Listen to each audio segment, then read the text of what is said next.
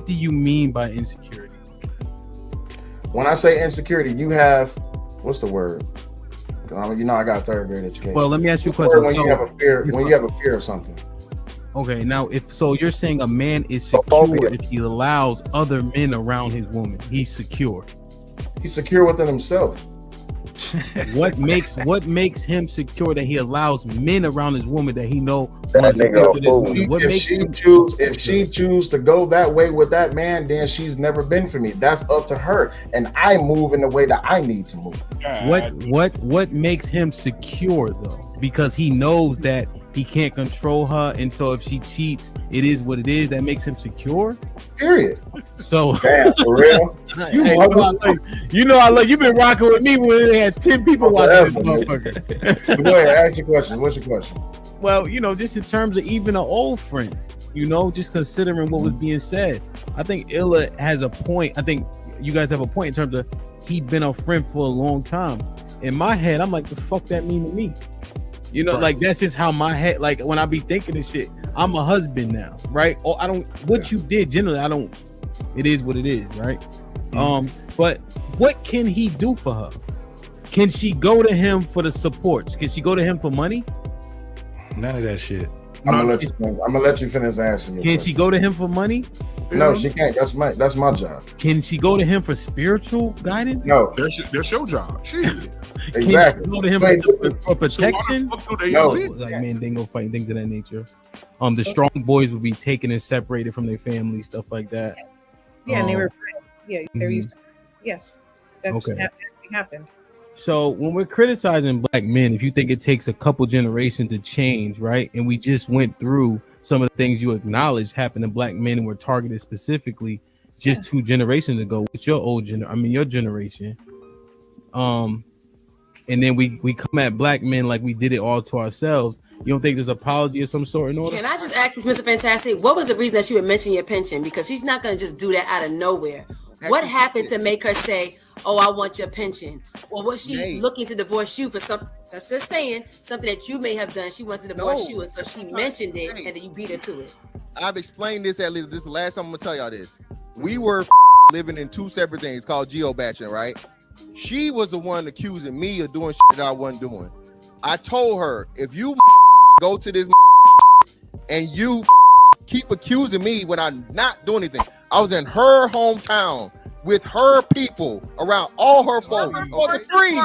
Let me be clear. Let me be clear about something. Shit. I did not ask him for his pension because that had children outside of our marriage. You left him for free.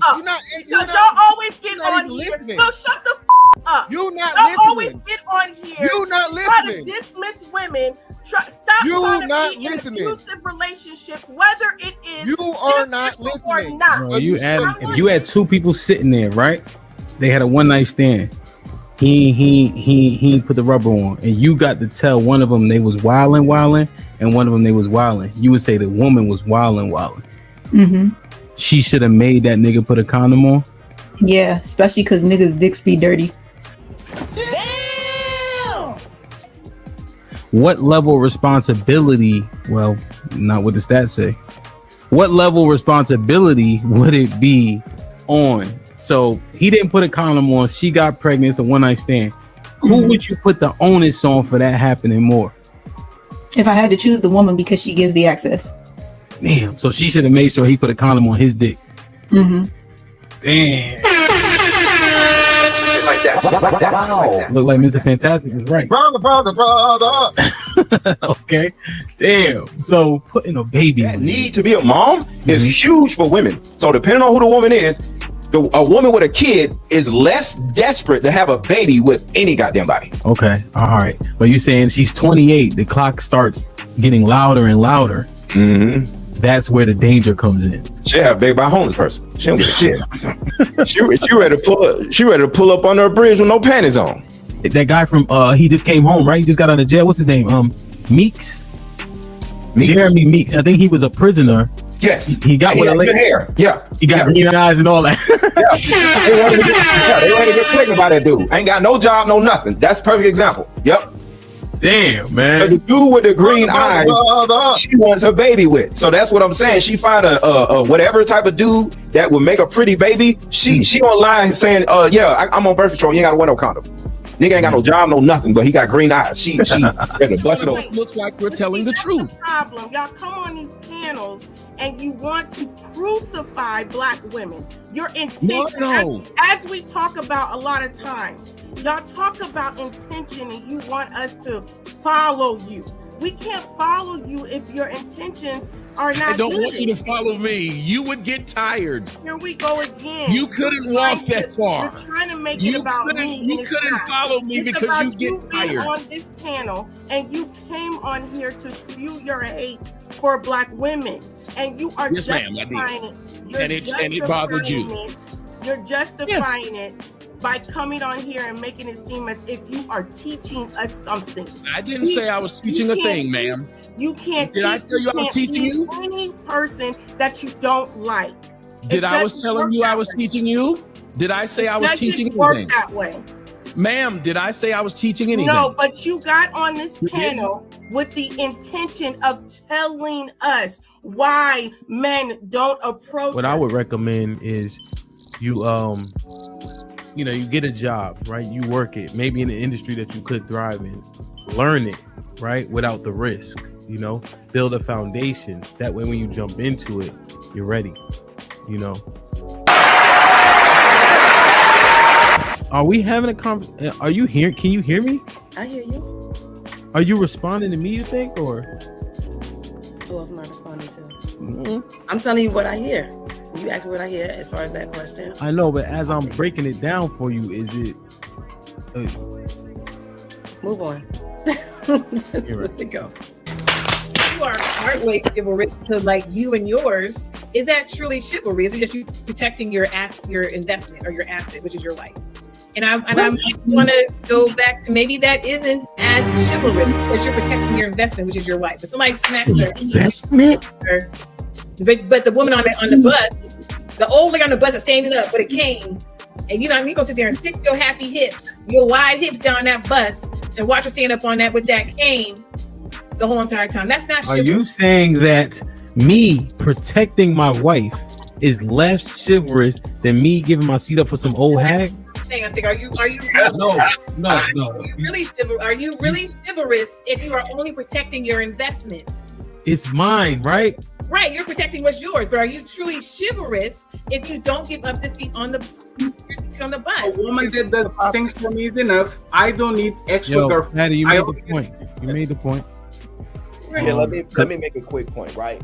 I think this conversation can trigger women, but to be fair, right, to where Beans was going, because it's not a checkmate, but I understand your point, is that women don't actually believe that they're bringing value to guys like that, because otherwise they would be encouraging men outside their man to have more female friends, and they don't. They actually discourage. Hey, you don't need no female friends. But wait, women are so valuable and important. What you mean I don't need no female friends?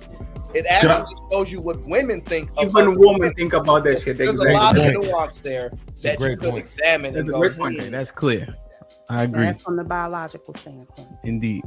Now they try to change that culturally into women don't have a definition. There's nothing that actually defines it. What ended up happening was this, though.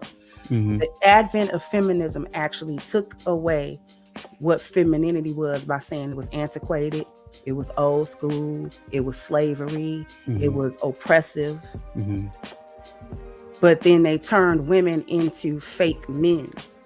So everything that a woman do valuable is what men do. She go out work, she go out and make money, she go out and get a degree, she go out and get education, she go out and buy things, she go out and she can afford things. These are all the things that men have been using to measure themselves and whether or not they've been successful or valuable or things of that nature. Women had a different set of things. Been only pursuing so much for the attention of women. This is all, it sounds so new to me when I'm hearing it, but maybe I didn't have this perspective before. Calvin was good. B Love, what's up? but it's just like why we do things. Where does our moral code actually come from? How far are we willing to go to stand on it? Does your moral code have contingencies? You know, I have the clips queued up, but I'm just thinking through it. You know, the double standards. How long can we? I thought they just were a thing, but I guess they have like there's a reason for it. Direction, choose your own path. Don't just wear anything. Wear garments that mean something. We got hats. We got sweatshirts. We got jackets.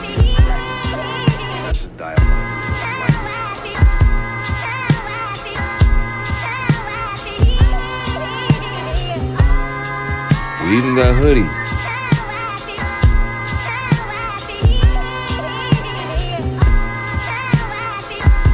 Let's not forget our classic tees. Direction, choose your own path.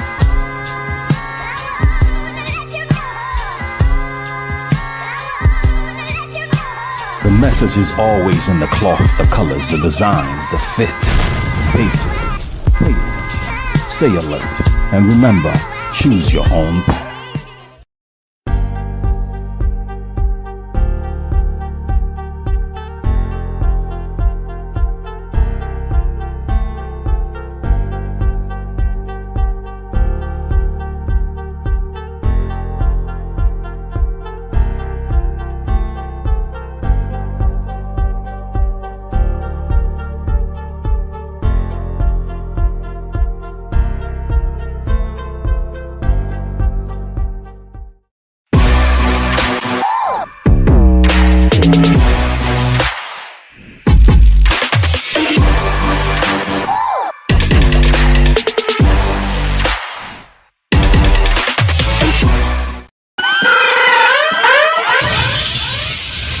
Yo, we here. DJ Hampton Stampede. We in the building. Run! It's a stampede! DJ Ham the Stampede. DJ Ham the Stampede. Like, share, subscribe, tell a friend, tell a friend. Hit that like button right now if you can. That helps the channel the most.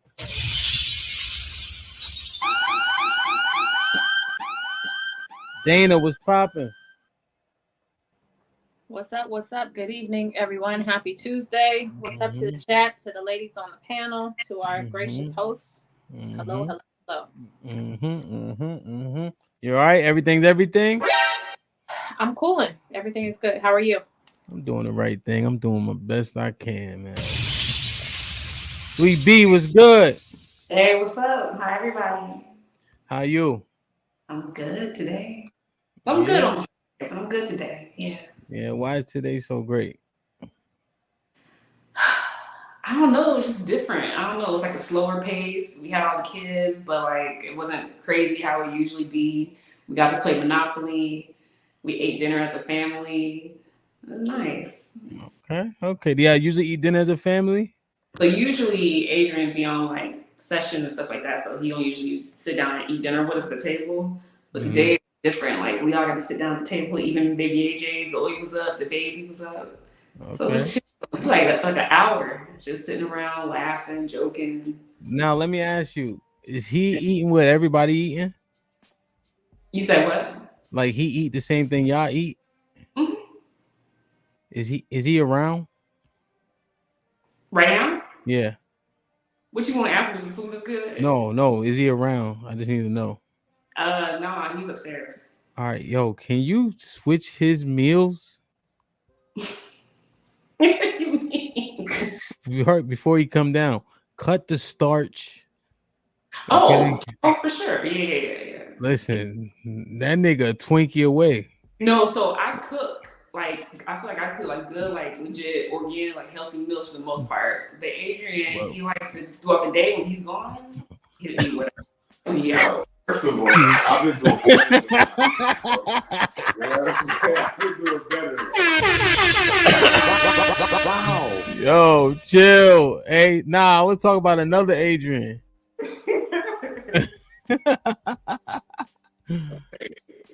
Coach Tay was good. Hey, ladies, hey chat, hey viewers. How's everything? Everything is everything. I had a successful vendor event this past weekend at the Women's Empowerment up at the PNC in Raleigh. So, Okay. selling them vibes. Yeah.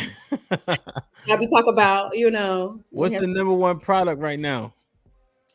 To be honest, the hot cakes. It sells like hot cakes. It's a real live. So the sugar daddy, what you got is like the sister to the sugar daddy. So that's the natural body elixir that you put everywhere you sweat in all your crevices. How you smell like cake. Okay. Shit like that. And it was in Raleigh? Yeah, it was in Raleigh, North Carolina. Yeah. So I travel for the money, Yeah. Does that happen often? Like those type of events? They do. You got to find them, sign up and pay your little fee, set your stuff up, get everything together. Okay. That's what's up, man. ThePleasurePlug.fun, man. Go shop the merchandise. It'll be worth your while for sure. I still got to get to this candle you sent me. Yes. Let me know how you like it. Indeed. Well, let me know how she like it too. Indeed. Shit like that. Sis, what's good? Sit. Hi, I'm here. I just had to move the mouse over. You all right? Yes. Everything's You everything? Right? Huh? Is you all right? What you mean?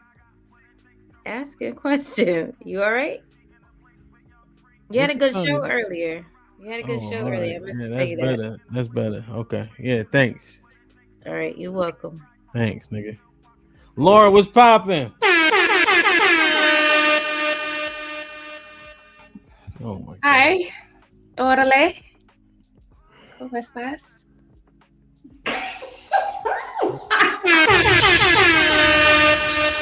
I'm so sick of that Spanish. Coach Spice, what's good? How are you? I'm doing well. Hey, if I could be seen and not viewed, it's a good day any day. Indeed, man. That shit went on my head for a split second, but I caught it. I like it. Coach Spice, what you coach? So I am an intimacy coach, and I coach couples, right? The goal is for everybody to have a fulfillment in their relationship. You should not be in a relationship and not fulfill in all areas. What's your area of expertise or emphasis? My main thing is that intimacy in and outside that bedroom, right? Because if the mind ain't right, then the mood ain't right, and it all starts with the mind for me and everybody else. Okay. Does the mind matter for the men too? Yeah. Yeah. I think it does. Okay. If your mind ain't there, things ain't happening right. Things ain't getting up right. You know what I mean? Don't jump too fast, Coach Spice. Don't jump too fast. Wow. Yo, man. Lauren, now. All right, let me try this again. What's up, Lauren? Hi. There you go. Better. You understand that you don't know Spanish, right? I am fluent, yes. Why are you dressed like Saved by the Bell, though? What the fuck? Where you? What 90s party you going to after this is over? I just hadn't worn it in a while, so I just put it on. We know. Okay. You gotta the 1990s called. They want their shirt back, man. God damn. Like, share, subscribe, tell a friend. Hit that like button right now if you can. That helps the channel the most. See, sis, I was talking about this earlier, right? So if Mr. Fantastic coming up here looking crazy, I'm gonna tell him straight up, brother. But this what y'all say. I'm trying to just keep it down. Lauren look different with the hairstyle. You look good, girl. You look good. Okay. It's gonna fro. If I start sweating, it's gonna fro. Coach Spice, can you translate this in men from women? Translate what? This sentence. Translate it in men for me. Like, if you translate something, like translate it in Spanish, translate this in men. What does that say? Well, this is, I don't know if she. Okay, so are we talking about Lauren looks different with the hairstyle? Look different. See. All right, so this is what I mean, right? If I read this, right? If I read this here, Lauren looks different in hairstyle. Man translation. Who the fuck did Lauren hair?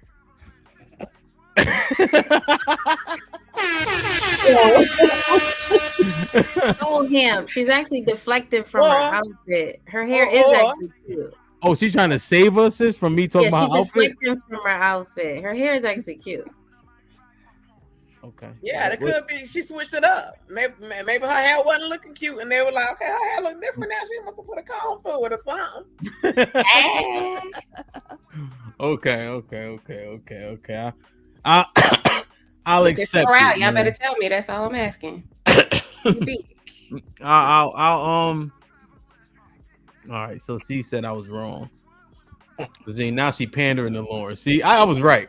I was right. I was definitely right, man. Get the likes up, man. We have 140 people in the building. We have 54 likes. Put him in the fucking bedroom. Get him out of here. Come on, y'all. Get the likes up for us. That's what helps the channel the most. Marcus was popping. Let me see you in the chat real quick before we get started, man. Let me scroll to the top. So the Black Dawn, he became a member earlier. I think Mel upgraded. Bobby Seal became a member earlier as well, along with Amar. So appreciate y'all, man. Step said he definitely in the building for this one. E-Dub says it's going to get crazy. Salute to CC, Nick. Travel One was popping. Impress, Lionel. E-Dub, Ty was popping. Nahar, salute, my brother. Almanaz, what's up? Matt was good. Lionel, yeah, he was hurt in that graphic, bro. Shamat was good. CC in the building, of course. Cam was popping. Mel, of course. He knows. What up?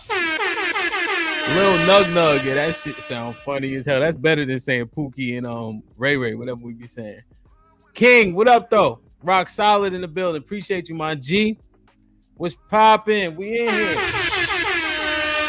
Hassan, salute. All right, got Nick already. King, I got. Okay. Journey Shift was popping. I like it. Mr. JTK in the building. We here, man. Eugene, salute. Cool Gamer, what's up? Lord ADS in the building. Mr. White was popping. Hey, drop that website. Red Pill Ranger was good. Red Pill Ranger had the most fun out of everybody last week. Am I lying? When he got up here, he talked the most and everything. Mr. Fantastic. Brother. Great T was popping. Fred was good. I like it. JT in the building. Hey, C was good. All right, we here, man. Like, share, subscribe, tell a friend. Hit that like button right now if you can. That helps the channel the most. Yo, man, I'll agree. What's up? Marcus was good. Fifi in the building, of course. I like it. UT, what up? All right, man. Uncle Jeff was good. Popcorn finished. We lit. We featuring Uncle Jeff Brown. Google him next week on the Risky Midday, 12 p.m. on Tuesday. Interview with Jeff Brown. DB, what's up? RG Lynch, what up? All right, let's get it popping. E was popping. All right, man. Y'all started this, frankly. You know what I mean? Y'all started this. All I was saying was sex rationing is abuse. To give context, whomever wasn't here last week, you know, the men, there's 25% of men who aren't getting cheeks from their wives. And then the men that are, the women are dictating when they can get cheeks. So 2 days a week, 3 days a week, whatever she give is what he gonna get. Not even knowing if she's satisfying him or not. Dana said 5 minutes a day ain't doable to get her husband off, boyfriend off. This is a need. That's all I was saying. Somehow, Tay, we got to niggas' dicks not working.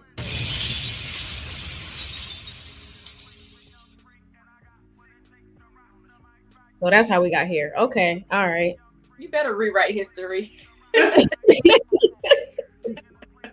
Yikes. I'm trying to understand.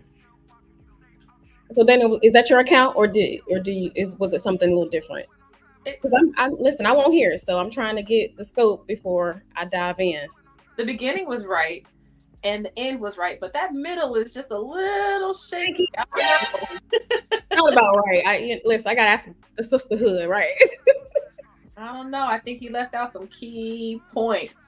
Lauren, what did he leave out, Lauren? Oh, you know what he missed? It Red was pill. Red pill. Red pill had a big hand in this. I just can't remember exactly what he said. Well, the big thing is they knew a lot about the different pills that are available to assist in those matters. Which, if it's not common, why would you know those pills that are at the gas station? Because they're hanging up behind you. How you know they're at the gas station? He said it on the show. He said the ones at the gas station give you a headache. Don't try the ones that say this. Yeah, they talking about honey packs and shit, and Cialis and Viagra and the. That's all I knew about. Never. I didn't know anything else. Yeah, was out there.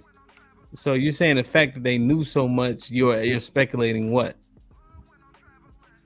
Their experience with those. Yeah, that you probably They purchasing them. That's what they know where to get them from, and what give them a headache. They done took it. So y'all never seen the rhino pill next to the condoms and like, damn, what's that? Yeah. So how you know they just didn't get a box and read it? How you know they using them? Because they told us they were using them. Allegedly. Definitely. Were you there? Did you like step away at some point? No, I didn't. Okay.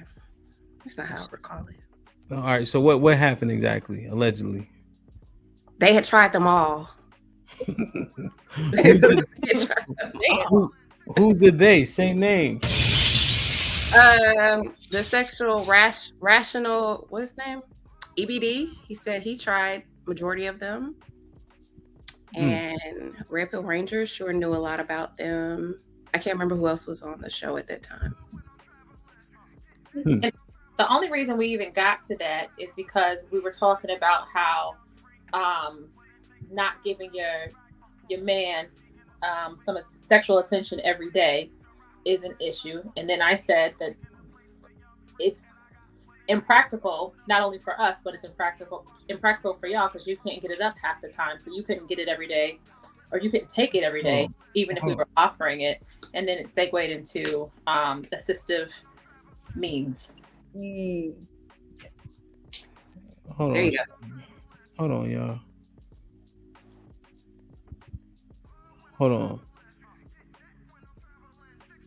Hold on, y'all. There's something wrong with the YouTube. Hold on. So I'm looking at the numbers. It was like 100 and. Oh yeah. Everybody in the chat talking about glitch. Yeah. Are y'all seeing something with YouTube on y'all side? I know y'all not. Hold on a second. Cause I was looking, it was like 200 people, then it went down to like 40. Yeah, it's just YouTube glitching. I think it's glitching for everybody. I'm looking at other lives. They got like 6 people, 5 people.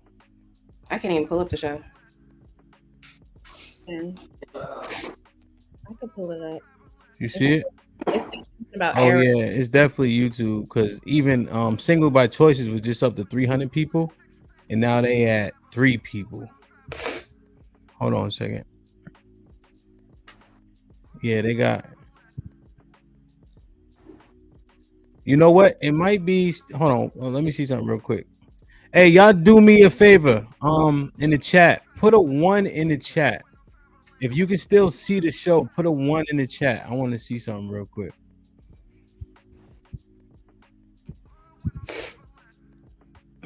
Hold on, y'all. Damn, man. I hope YouTube don't save these niggas from this shit. We got Coach Spice talking shit too. Yeah, man.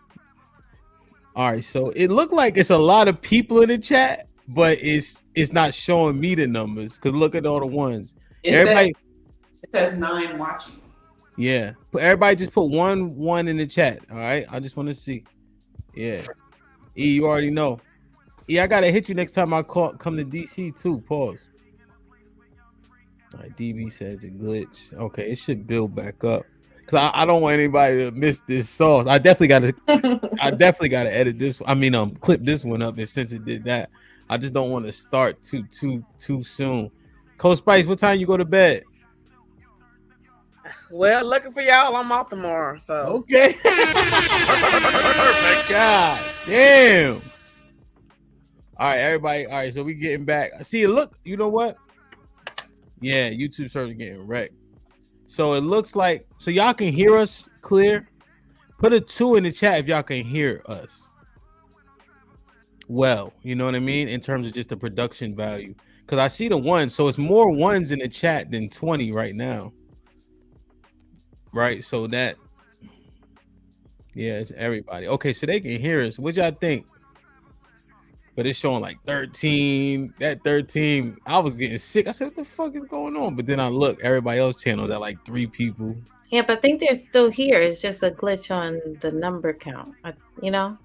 Yeah, like I don't think they're gone. It's just not showing who's how many. Okay. Should we roll it? You're putting 2s. Yeah, we sound good. I think it's more so Dada was good. We put, yeah, I think it's more so just me on my end because y'all don't even look at the numbers for real. But CC said all my subscribers are gone. He said the Google's employees doing a protest. Okay, that's what it is. It's showing I'm not subscribed. Hold on. Now that's not good at all. Hold on. Boy, they hate y'all. Oh no, she's right.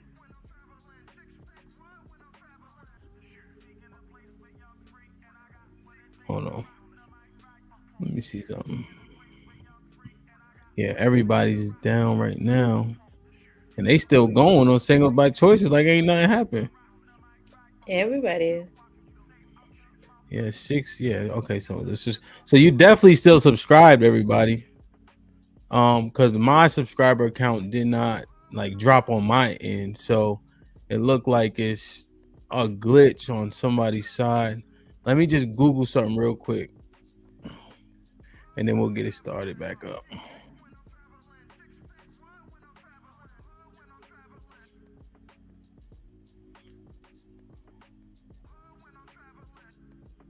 That is. Somebody said turn off slow mode if you can. I don't know if that makes a difference or not. I can, yeah. Hold on. Yeah, everything's still flowing. Oh, I don't even got slow mode on. Oh, do I? You did. It turned it off itself. Hold on. Yeah, it says it's off now. Does it? Yeah. All right. Okay. John, you definitely still subscribe. Damn. So they looking like they can't see that they're.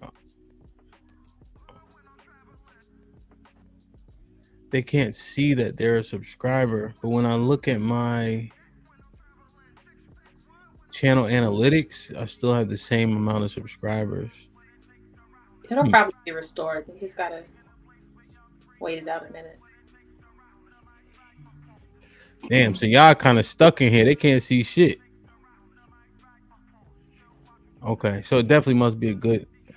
Yeah, Mr. Fantastic. So it shows 3, it shows 12 on my side, but it's obviously a couple 100 people in here at least right now. All right. Fuck it, let's roll. God damn, that number hurt my damn feelings. Though. I don't like that shit. That reminded me of a year ago. You know, Snowman. All right, we're gonna roll. I gotta get my energy back. Yeah, we broke the internet, man. All 200 people in here. Broke the internet, man. Salute. Like, share, subscribe, tell a friend, hit that like button right now if you can. That helps the channel the most. Yeah, YouTube ain't gonna save these niggas or y'all. It's one or the other. Now, Coach Spice. Oh, wait. Did y'all get the recap? Because I know Dana said I was tripping. That I fabricated some of the story. No doubt, AC, I got you. I didn't say you fabricated. I said you left some parts out. Yeah, she said the middle was a little shaky, but I think I got the general gist of the conversation. Right. Where did I leave it out at? You went straight from not to it being sexual abuse, or not sexual abuse, but just it being a form of abuse to niggas' dicks don't work, and you left out a whole lot in the middle. You just blurted it out. I just blurted what out? That's not what happened. That you said these niggas acting like they want to have sex 7 times a week, but we know they dicks don't even get up that much. Mm-hmm.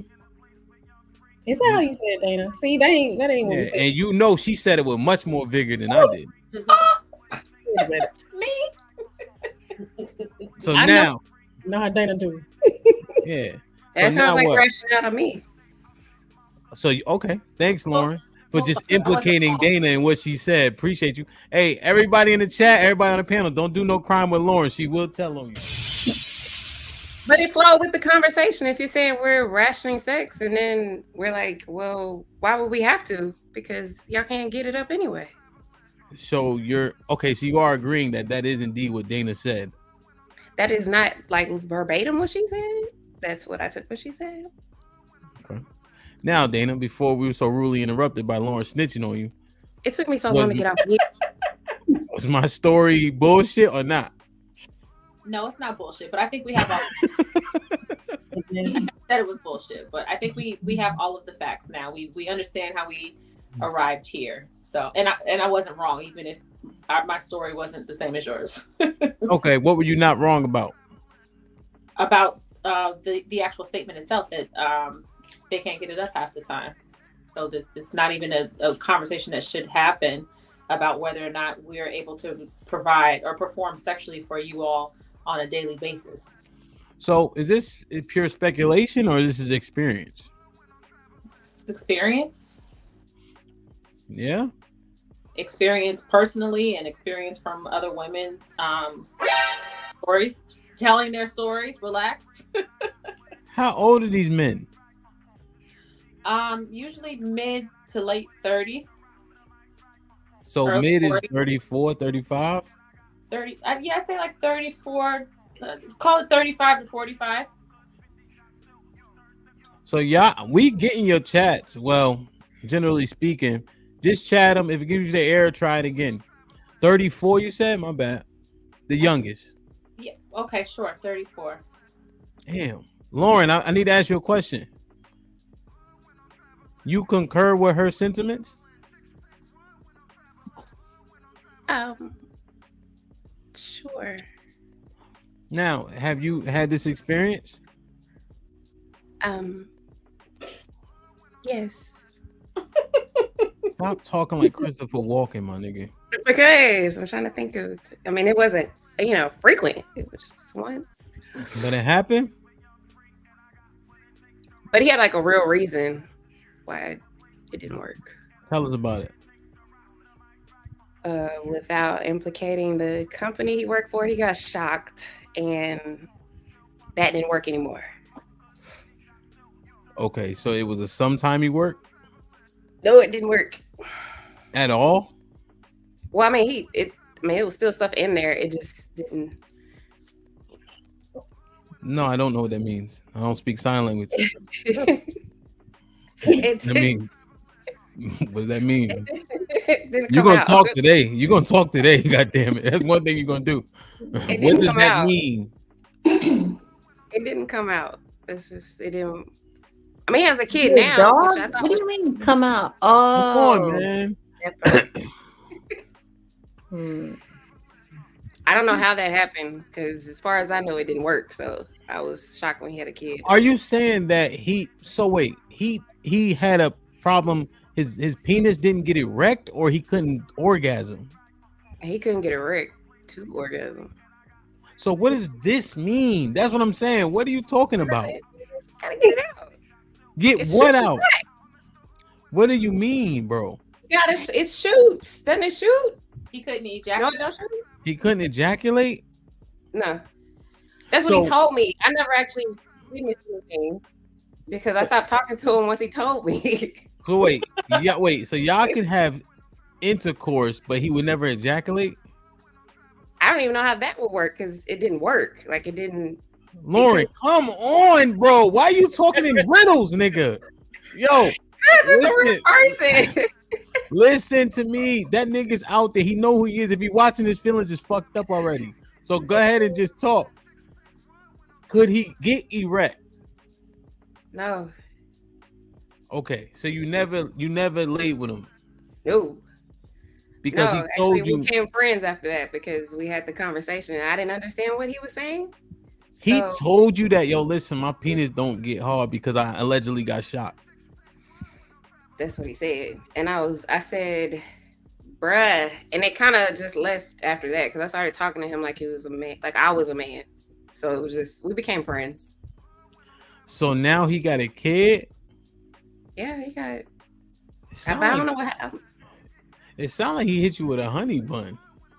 It's possible. It was a lot of dating for you to do that though. They said, Nahar said earlier, I think it was Nahar, him not getting erect, which I think about this, Oh, I remember is code for he not that into you.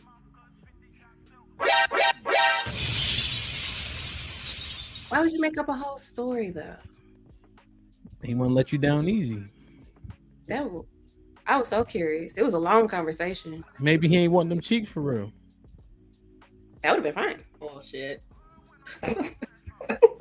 Huh? They always have a cheek. We still cool to this day. Yeah, no, he put you in the friend zone. That is perfectly fine. Brother. Damn, so now that you know you got put in the friend zone, how does it feel? That's not what the fuck happened. I am okay with that. I am okay with that. Wow. Coach Spice. Lauren got put in the friend zone. What do you think about my speculation? Okay. Maybe she did not get put in the friend zone. I mean, he had an accident. He already knew how he could perform. Like, why even go there when he already knew? He was being straight up. He was giving her a chance to get out early on instead of getting those feelings in. You know, feelings get involved and the emotions change, and it's harder to let go. Right? So you think he was telling the truth, or you think he was trying to let her off easy? I think he was telling her the truth. You think because he already experienced it with somebody else. Nah, Coach Spice, I think they was talking at lunch or dinner. Lauren's being goofy like she is now. And you know what? I'm gonna tell her this story to get her off my case. Yep, she had that look on her face right there. What you think? You think I'm bugging? Black King said I'm more accurate. Uh-oh, Dana. Uh-oh, my ass. Since when? He just wasn't that into Lauren, so he decided that he didn't want to fuck. I highly doubt that. No, the brothers is saying I'm on point. Come on now. Yeah. Because y'all always... Well, why even go out with her if you know you don't want to fuck her? Like, why even go out? Why It even was waste built your up. time That was a wild story to tell me after 4 Lauren, were months. y'all on the phone or in person? We were in person. It was like the first time I ever came over his house. And not every man is Oh, come on. All right, now, Coach Spice, now. Yeah, leave your hair alone, Coach Spice. Now, you Sid, look at Sid's face. He got her to the house to tell her that? Come on, Coach. I'm bugging. You go 4 months of spending money? Why do that? Yeah, That's a wild why lady. do that? He could have told me that on the first day. Yo, Coach Spice, but listen to my break, my understanding. He was dating her for 3-4 months. He was getting cheeks everywhere else because he wanted to take Lauren personal, so he wasn't pressing her to get no cheeks.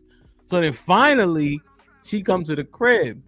She do something. Maybe her socks was dirty. You know, women be wearing mismatched socks. It's all types of shit that turn nigga off.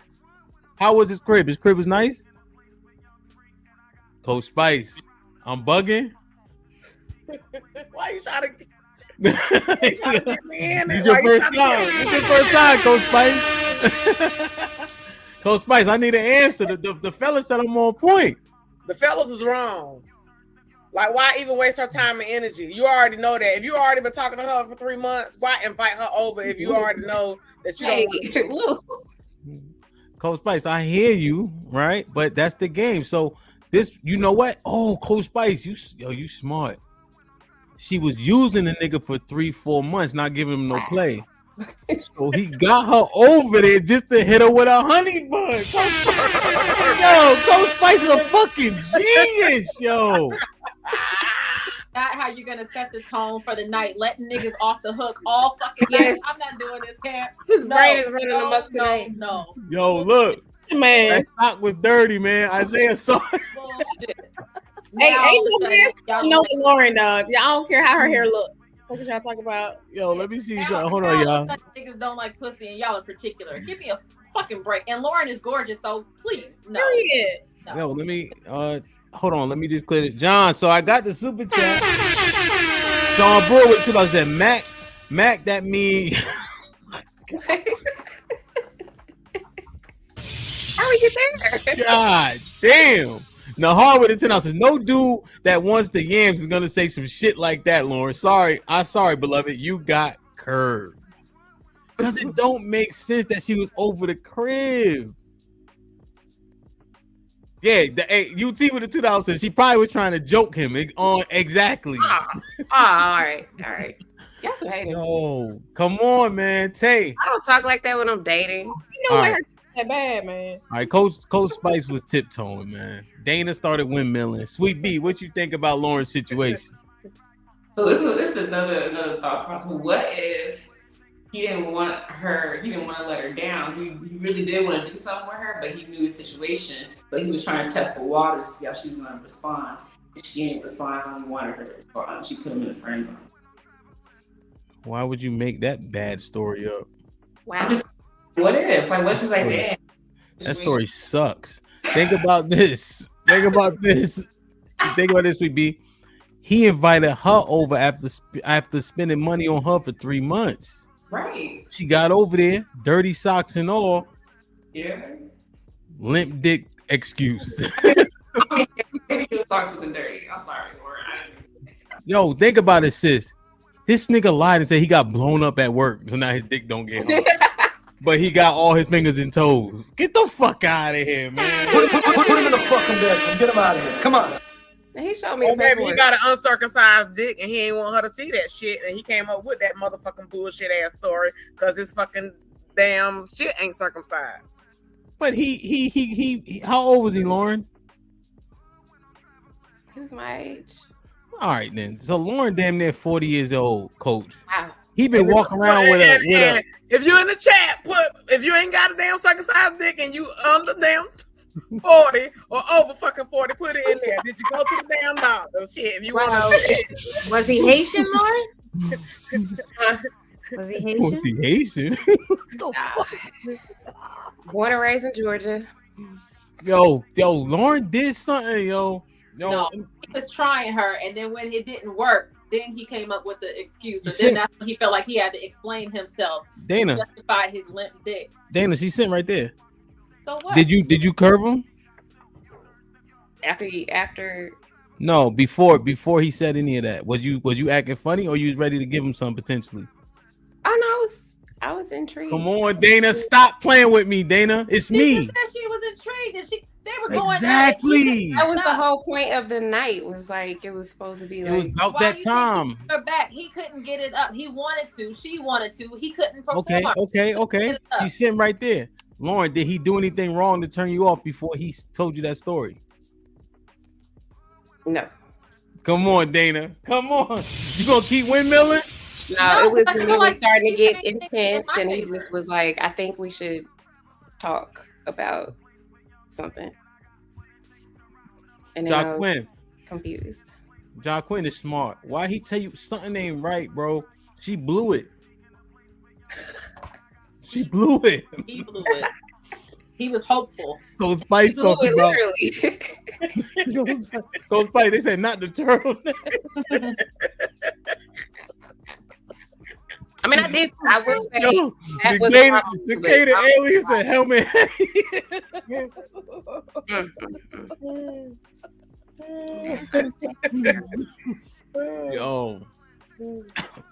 Yo, come on, man.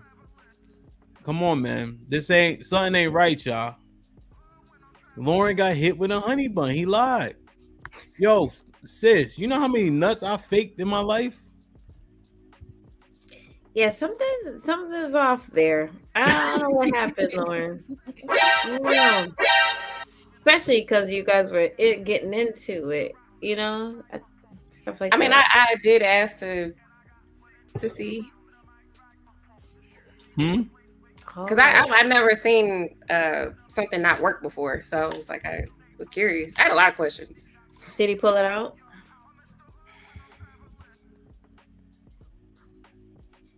He ain't like Lauren no more. Maybe he was embarrassed There's what? that he couldn't get it up. Happens. He ain't even try. And now, see, here's the thing, Tay, that I don't like about y'all. He got a whole kid now. Maybe he found the right elixir of pills. Because it didn't stop him from creating All right, that. Dana, bring your ass back. You started it. It's just hard to believe, Lauren. He found the right pills. How long after did he have a kid, Lauren? Oh no, it was like 10 years later. Oh man, They got medicine and everything. yeah. Okay. Like Jordan, what up? Yeah, your YouTube tripping, but I can see everybody. Starfish, Ratchet City, Patty, Devin, Lionel. I can see everybody. I'll keep typing in the chat so y'all know. You know what I mean? Patty. Yo, Lauren. No, I ain't gonna share that one, Lauren. I ain't gonna share that one. I ain't gonna share it. God damn. Son ain't right. Men's. I feel like this is not on the men's. I thought tonight was about the men. I'm just saying, man. Cali. Yeah, y'all just keep trying, man. Go ahead, man. Our fault, Lauren. He got to switch the tables and turn them around. He always figures out a way. He what now? Always finds a way to turn the tables. Nah, I'm just Lauren. Wait a minute, Dana. No, that wasn't my. Okay. Lauren was sitting here and offered that piece of information. I did. She was using him for his money for 3 months. Wow. He got. Yeah, I can see you. Don't treat me like I can see you. Ratchet City, I can see you. Yep. So he was tricking on her for 3 months. He got over to his nice house, nice crib, showed her what it could have been. Right? She came with dirty socks. He said, yo, you gotta stop with the dirty socks. I got blown up at work, my nigga. My dick don't work. Whatever. Then he went and had a kid. Put him in the fucking bed. Get him out of here. Come on. Come on. Sweet, y'all not So gonna many stick on pieces this. out of there. The storytelling top notch. Right. I mean, when you put it like that, I mean, okay. Fucking Tay. No, I'm so okay with it though, because that's a horrible story to tell just to get out of not doing it. I just wouldn't have did it. At what point did did you they ask him how he had the kid? Like, No, I where didn't did ask. the kid come from? I thought your dick didn't work. Did you ask I him? didn't even want to ask. I was like, congratulations. Mm-mm. Yo, I'm trying to tell you, man. Can't be knowing, man. I'm telling you. Nobody volunteers that information unless It's a wild story. it just don't work. The same way they'll say, "Oh, sorry, I got whiskey dick." or whatever excuse they give. It's not until they try and fail. What is whiskey Because he penis? was turned off, huh? What's whiskey penis? Whiskey dick? Mm-hmm. No, you don't say dick. Okay. When When you can say, nigga, you talk like a sailor. You can say whatever you want. well, I know. You. When you drink too much and you're drunk and you can't get it up. I thought it was the inverse. When No. you drink Hennessy, you last all night. No, whiskey dick is when you can't get it up because you drink. Let me read these couple chats. Scrap Skrilla the Rilla with the $2 says, I can't even chat in the regular chat. I think it's coming back because now it's showing 100 people in the chat. Adrian White with the $5 said, Lauren pulled the what B.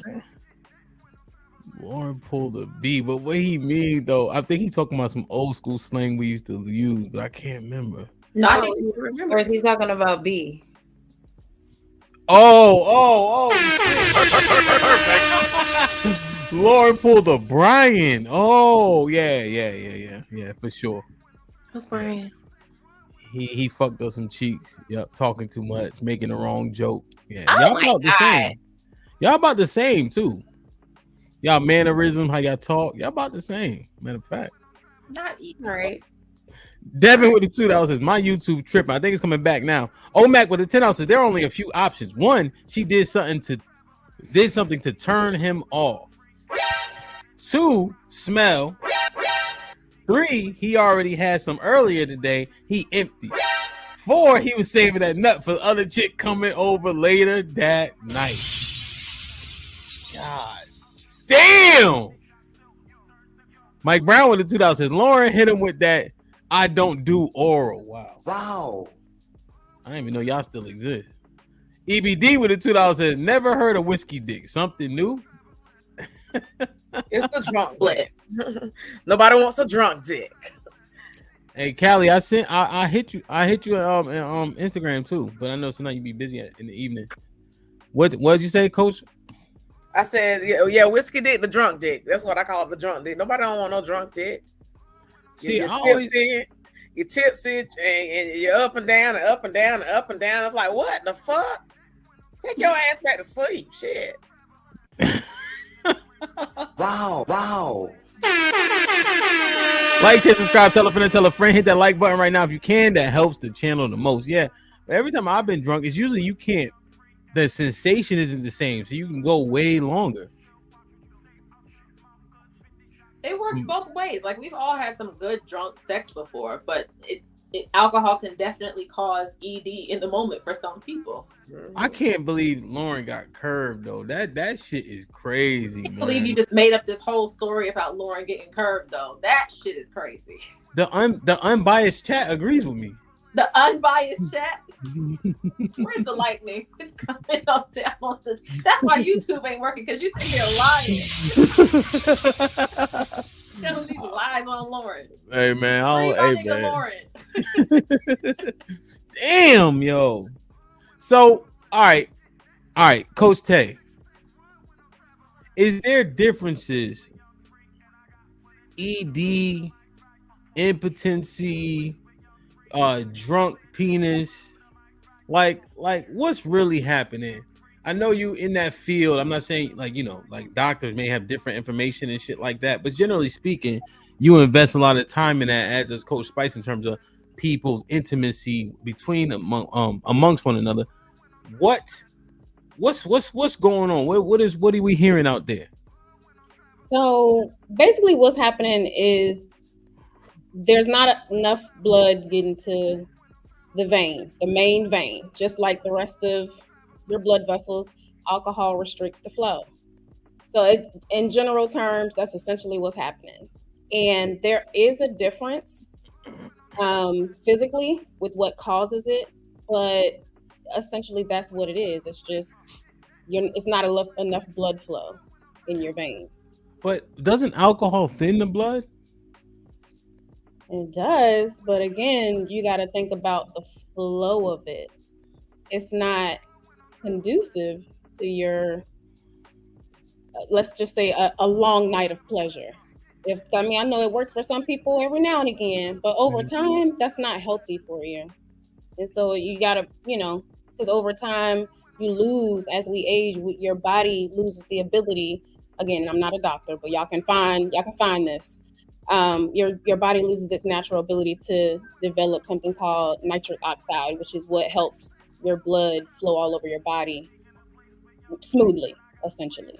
So okay, so let's say the blood flow. Okay, so if someone has sickle cell, you think that could be a viable reason why they may not get an erection? Because blood is blood shape, right? And the sickle makes it, which it doesn't flow. And it's specific to blood. Again, I'm not a doctor. I don't claim to be, but that's specific to a blood. I guess not infection, but a ailment. So that's something that would affect somebody specific with that condition. But generally, it happens to us all. But there are ways like eating healthier, working out, taking care of ourselves, that could help prevent it. But again, as we age, it's kind of inevitable. Well, if we look at the numbers, 70% of men are overweight, 40% are obese. So you think there's a correlation? I believe there's a direct correlation, not just to our sexual health, but our overall health and wellness. But yeah, definitely. And we don't take that into consideration when we're talking about our health, but your sexual health is a huge part of it. Man, what you think, Coach Spice? Yeah, I agree. and then, if you're not healthy and you are obese, then of course you're going to be on some type of medication, and the medication is going to could affect that too on what you can do in the bedroom. God damn, man. So when you had these, all right, let me ask this question. Well, Coach Spice, you ever had this experience with a dude? For like he couldn't get an erection. Oh, you said it, right? Yeah. No, I've been in a long-term relationship, and as we are aging together, right? The alcohol play a different, like they say, when it comes to getting the up and down, at times, depending on the intake at times. Okay, so alcohol has been a catalyst. Now, so sis, you ever had this experience? Huh? Unless she freezing. No, but I had a guy just tell me. And he immediately told me why. But we were in the car on lunch at my job. He just came pick me up, bring me to the little Mexican spot about 3 years ago. And so he was just sharing it with me. So he's about 6'5", got to be at least 300, something like that. So he was just telling me that that he has that experience. Then I think he was exploring whether or not I'd remain interested.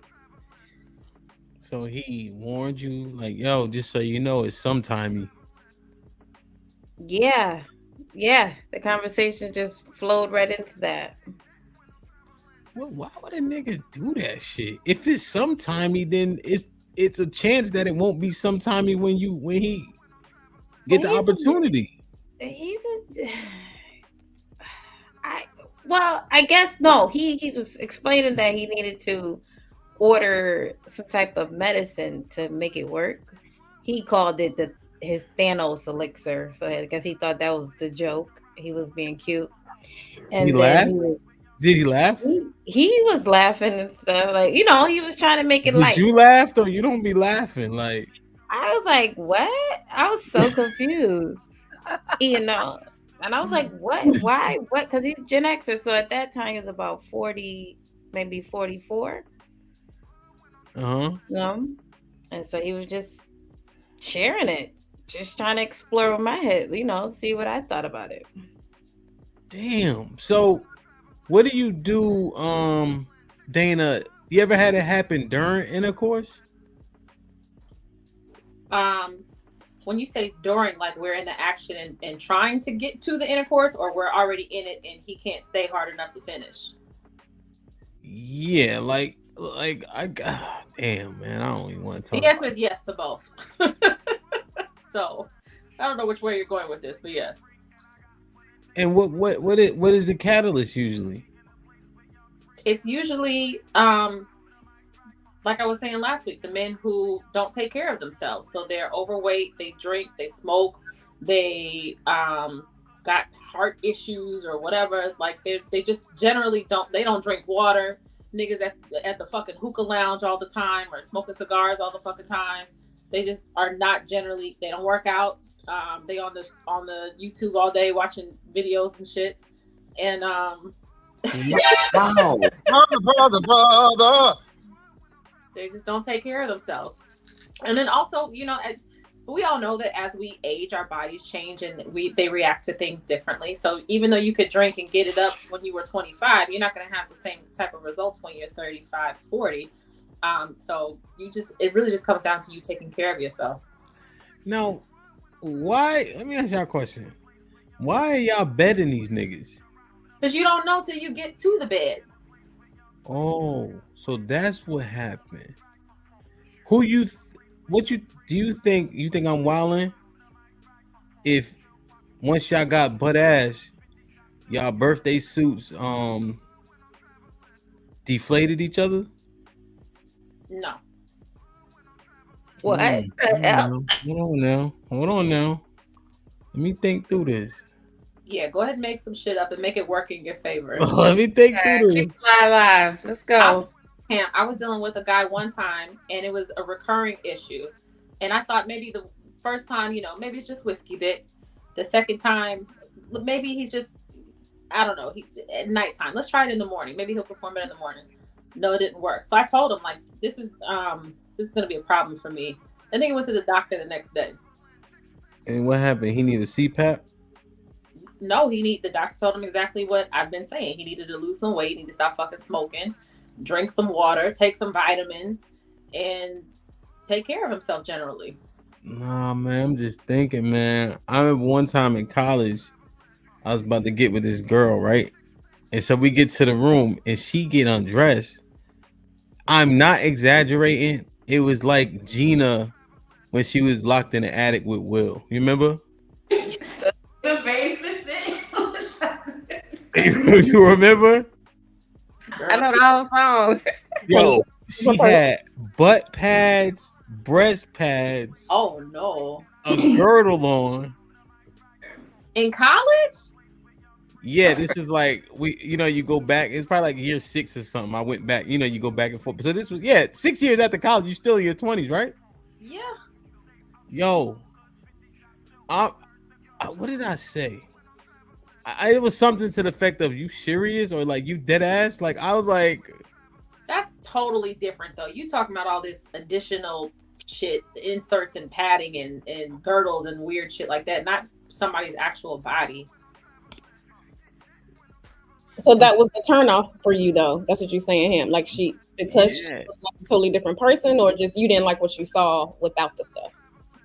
She went from like this to she just like hunt like fucking Notre Dame. That's what I'm like. What the fuck is this nigga? That's completely different. Come on now. Oh, that shit was crazy. What'd you do? Did you put her out like you did one of my friends? Sis, no, I put somebody out quick. Yeah, she called me the next day, like, your brother put me out. I'm like, what?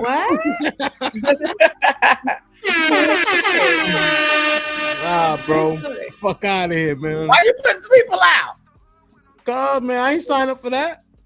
Fucked her self-esteem up. She's like a damn transformer. She's like a gargoyle. I'm like, you gonna turn the stone, the sun come up. You better get your ass home. Wow. Come on, man. Golly. So niggas is out of shape. Now, but everybody out of shape though. The majority of us, overweight, right? Does it do anything to y'all? I'm not trying to switch the subject, just asking.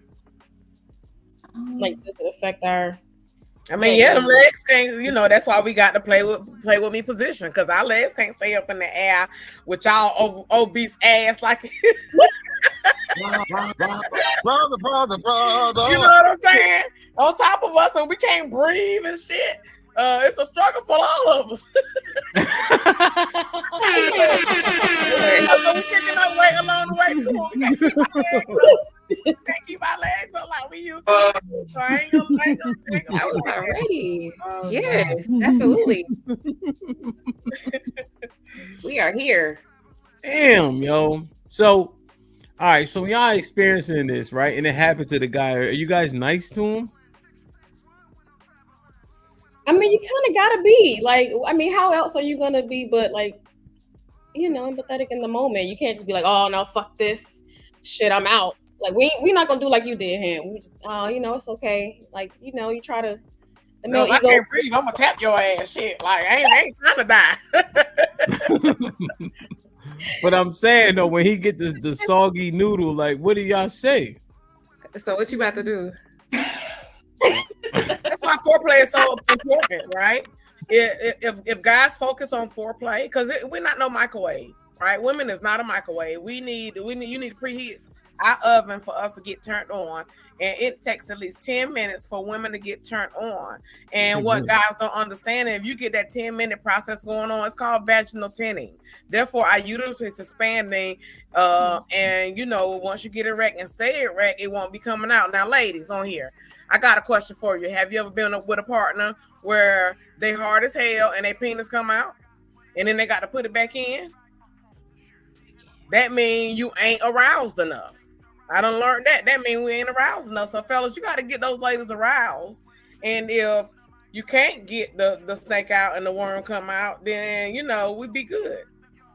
Wait, I'm so confused. Can you put it in layman? We mean come out like a dog? No, like far as no. I'm talking about like far as them getting erect. Far as them. You saying he fall out? I'm saying if they focus on foreplay with the women, Mm-hmm. right, and intimacy and making us climax without penetration, okay, then if they can't get hard, if they can't get it up, you know what I'm saying, then we good. They ain't got no explaining to you. Oh yeah. Oh hell no. Sure. Then we can discover something for you. Hell. But you got to communicate outside that bedroom first. That's the biggest thing. You got to communicate outside that bedroom if you're being serious with somebody. Yeah, that's why I commend those guys for sharing. If it is true, you got to commend a man for letting you know, at least prepare you a little bit, because everybody's not going to be vulnerable in that moment and be transparent. So you got to appreciate the honesty that is there if that's what's happening. They don't have. You shouldn't be having that conversation in the moment. They don't Right. have a choice. They're sharing just to get some cheeks. They're hoping you deal with it. They're hoping you figure it out with them. I don't want to figure that out. Yeah, no, I don't want to find out in the moment. I'm sorry. Like if you got a problem, you need to let me know. Like it's okay if we didn't expect it. Cool. At the same time, Yeah, but if you know you got I an ain't issue, gonna lie, man. All right, I gotta say this. I think it's No, you y'all. don't. You don't actually. I do. I gotta say it, man. I think it's y'all the reason why these niggas ain't getting up, man. Fuck it. I knew you was gonna say that. No, I can make a call. I'm good at that. Make a call, nigga. I want to hear this. Make a call. That would be too embarrassing. Nah, you throw it out there. Make a call. I want to hear this. That ain't got nothing to do with me. I never had an issue. Period. Yo, man, I'm just saying, man. You know how Lauren got curved. Oh my God, we're here. I'm saying. You're gonna ignore the stats, the science, the research, all of that shit. I mean, yeah, shit. Women more out of shape than men. No. Don't move the goalpost. We're not gonna do that. No. We're gonna ignore the stats. We're gonna ignore the research, all of that shit, and just put it all on women per usual. That's No, you're not doing I'm that. just saying, man. Y'all, I mean, I'm just thinking like what happened to Lauren. I feel like a lot of my brothers is going through that type of shit. Women being overweight too don't have shit to do with you not being able to get your dick up. But what if she got all that shit on? Hey, come on. What are we doing? Are you serious right now? Are you talking about a girdle? Mm-hmm. Yes. Yeah. In the dark, you don't see none of that. Men just Nah. Yeah, but Just bring it sis, around you think you got a titty in your mouth? It's not even a titty. Sis, she on her stomach. She on her stomach.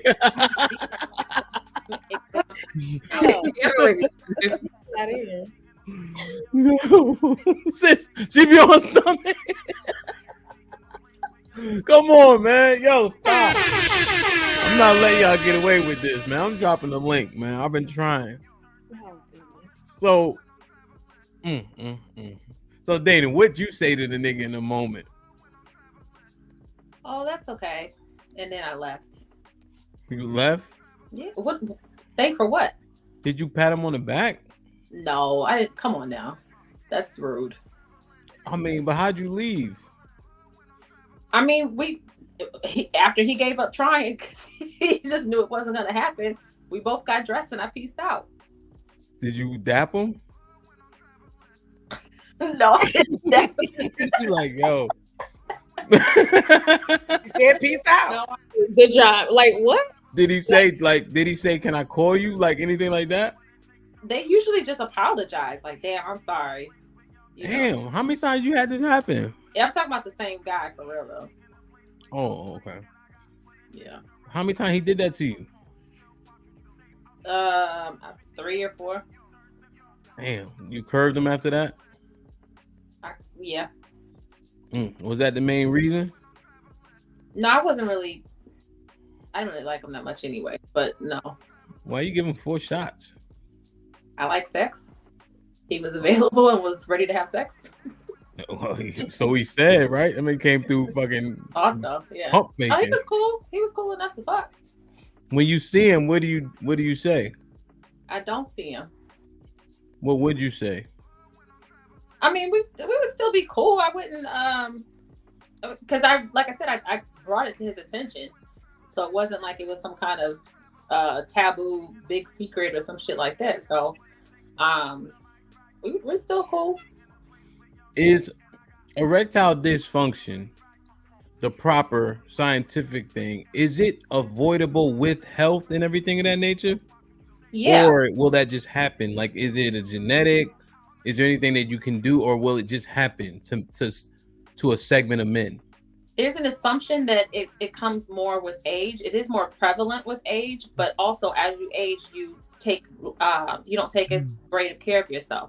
So it's not just automatically something that happens when you age, which is why men who still work out and watch their diet and do the right thing in their 40s and 50s, they don't have any problem with ED. But niggas as young as their 20s are starting to have issues now and reporting it because they just don't take care of themselves. So it's not a genetic thing. It's not anything having to do with anything but you not taking care of your body.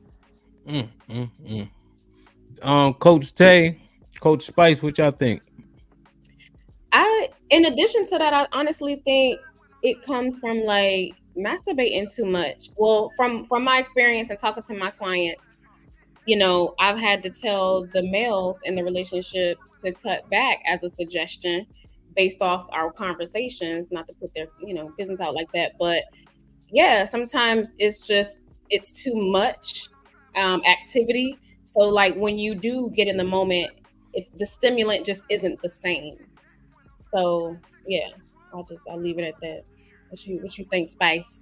And I think and for others, some is medicine, but outside of that, sometimes it could just be the mindset. Like if your mind ain't there, you really just nobody can perform, whether you're a male or a female. But I think everything is mental when it ain't medication and health and stuff going on. What you mean? If your mind, if the mind ain't right, then the mood ain't right. Just like how you threw the girl out.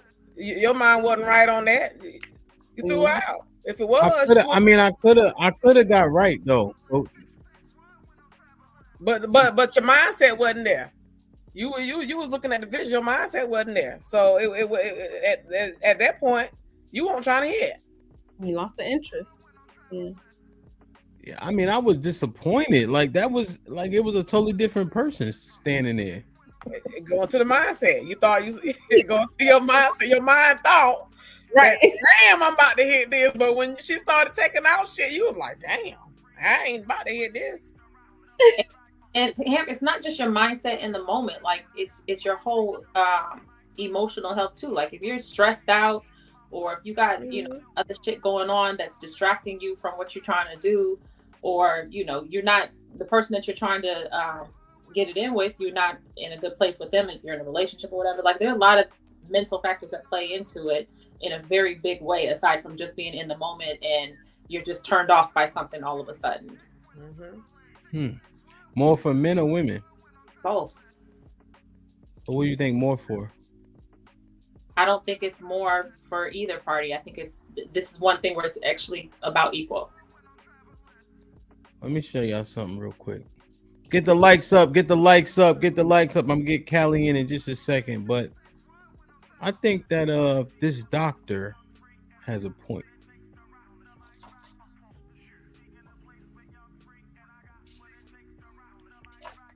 Don't use it, you lose it.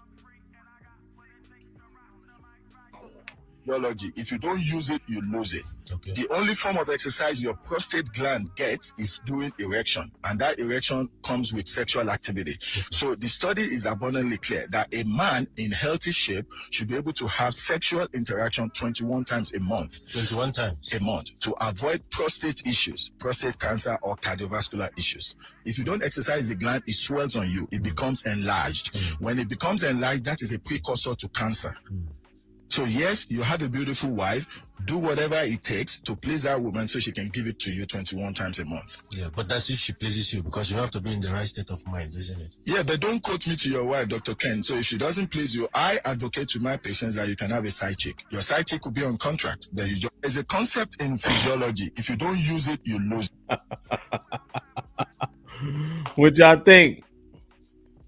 Wait, did he say have a so basically he said have sex every day, except for when she on her period. That's basically what he just said. Yeah, like we already asked. Yeah, no. Wait, it could prevent him getting extremely sick. Yeah, no. You off the chain, but jogging, nigga. Like, come on. Yo, the doc. I didn't say shit. Callie, the doc said it. He also said a healthy man. I don't care about that, doctor. That was a key word. Healthy man. I know, but a facet of him being healthy is busting that nut 21 times a month. He can't do it 21 times a month if he ain't healthy, and y'all niggas ain't healthy. Did that include actual intercourse or just busting a nut? Because you can do that with masturbation and be okay, according to him. The nut ain't the same, sis. Oh. The doctor didn't specify. Damn. So you saying that ejaculate. Hey, so it don't matter how they do it. As long as it the nut is different. It matters. But if you don't, I mean, so here's the thing: if you let your man leave the house full and he come back empty, is it your fault? That's all I'm saying. So I don't got no man, but I get giving it to him all the time. If I did have one, I would.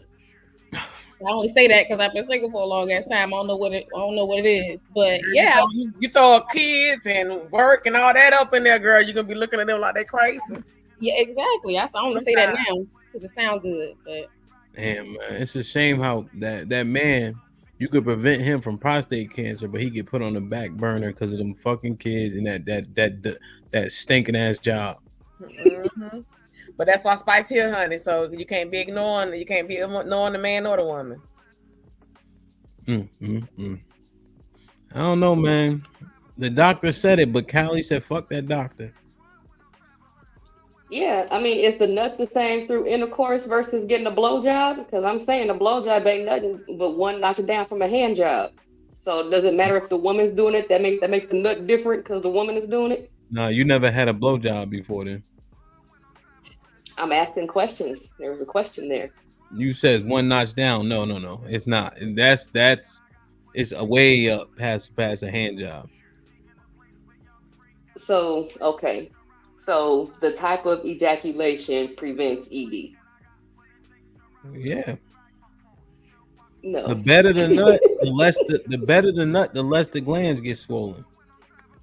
That is not what he said. What? Think about it. All right, take this walk with me. Now, y'all work out? Yes. What happens when you bullshit on your workout? What's the results? You slack up and Nothing. A bit. What happens when you work out hard? What are the results? It hurts. Feel that shit. Now, hand job, head, sex. You work out hard. What are the results? God damn. You're jumping the gun.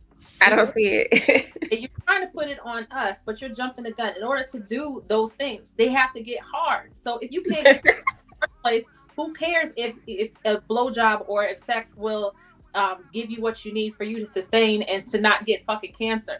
Nigga, you got to get up first. But the problem is y'all can't get up because you have underlying issues. Cardiovascular disease, obesity, and all of it. EBD, man. I've been trying to hold it down, EBD. I think I did when Lauren told on herself, but oh my god, I need some help. Let me read these super chats. Angry Snowman was popping.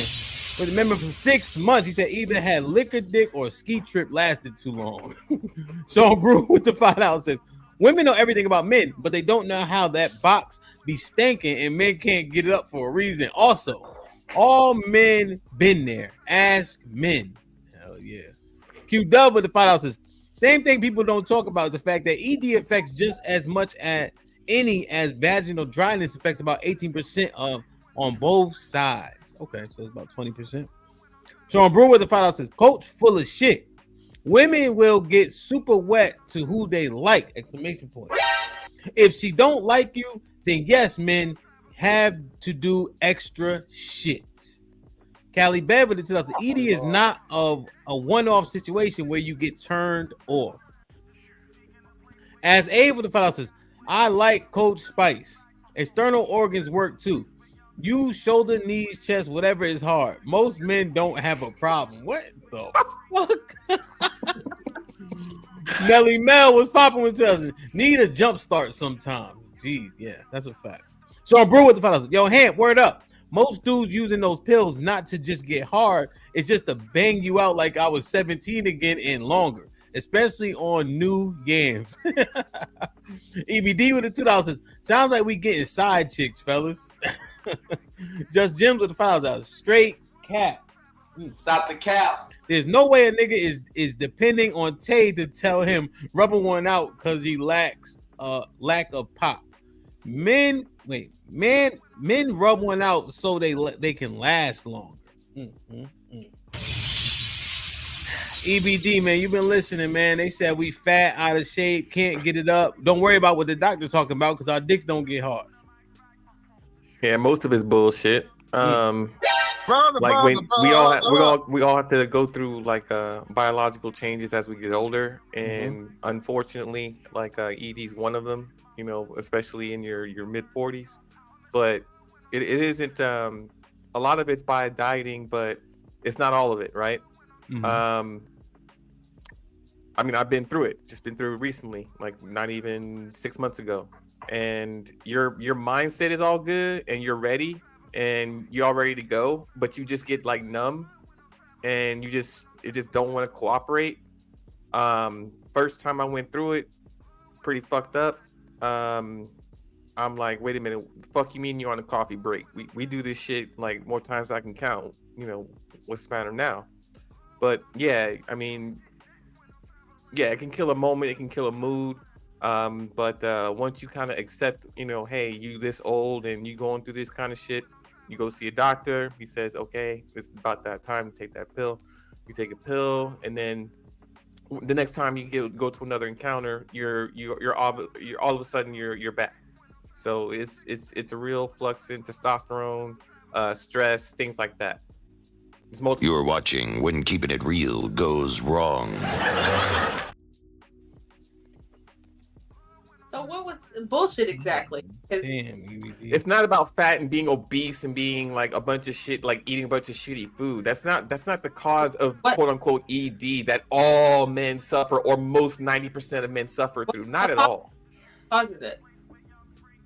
So it's Like just I said, it's a multitude of factors, but none of them have to do with obesity. Fat dudes can get their dick hard too, but the issue is more than that. The issue is like what we were talking about earlier: blood flow, right? Also feeling when like you get numb.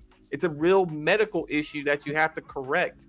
That's why they come up with pills. That's why they have these trials, things like that. But once you take the pill and once you start medicating yourself, then it's like nothing ever happened. Then you're kind of like back to normal as far as my perspective goes.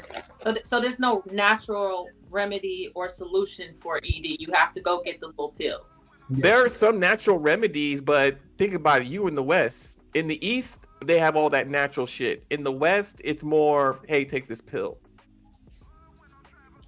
This is too easy. I'm not going to do it tonight. Nah, go ahead. Go ahead. Do it. Do it. No, Do go it. ahead, say what you. Yeah, you're really gonna hurt my feelings out of all the shit you and said like before. It's not about hurting your feelings. It's just about you are just blatantly ignoring the facts. Like, I didn't just make this shit up. I did a quick Google search like everybody else has done a quick Google search. And the things that I'm saying is not my opinion.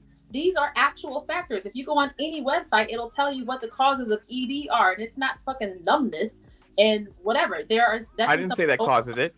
I said that's what you go through. I asked you what caused it, and you named numbness. No. What I said caused it is, first of all, everyone, it's an age thing, right? Just like your menopause.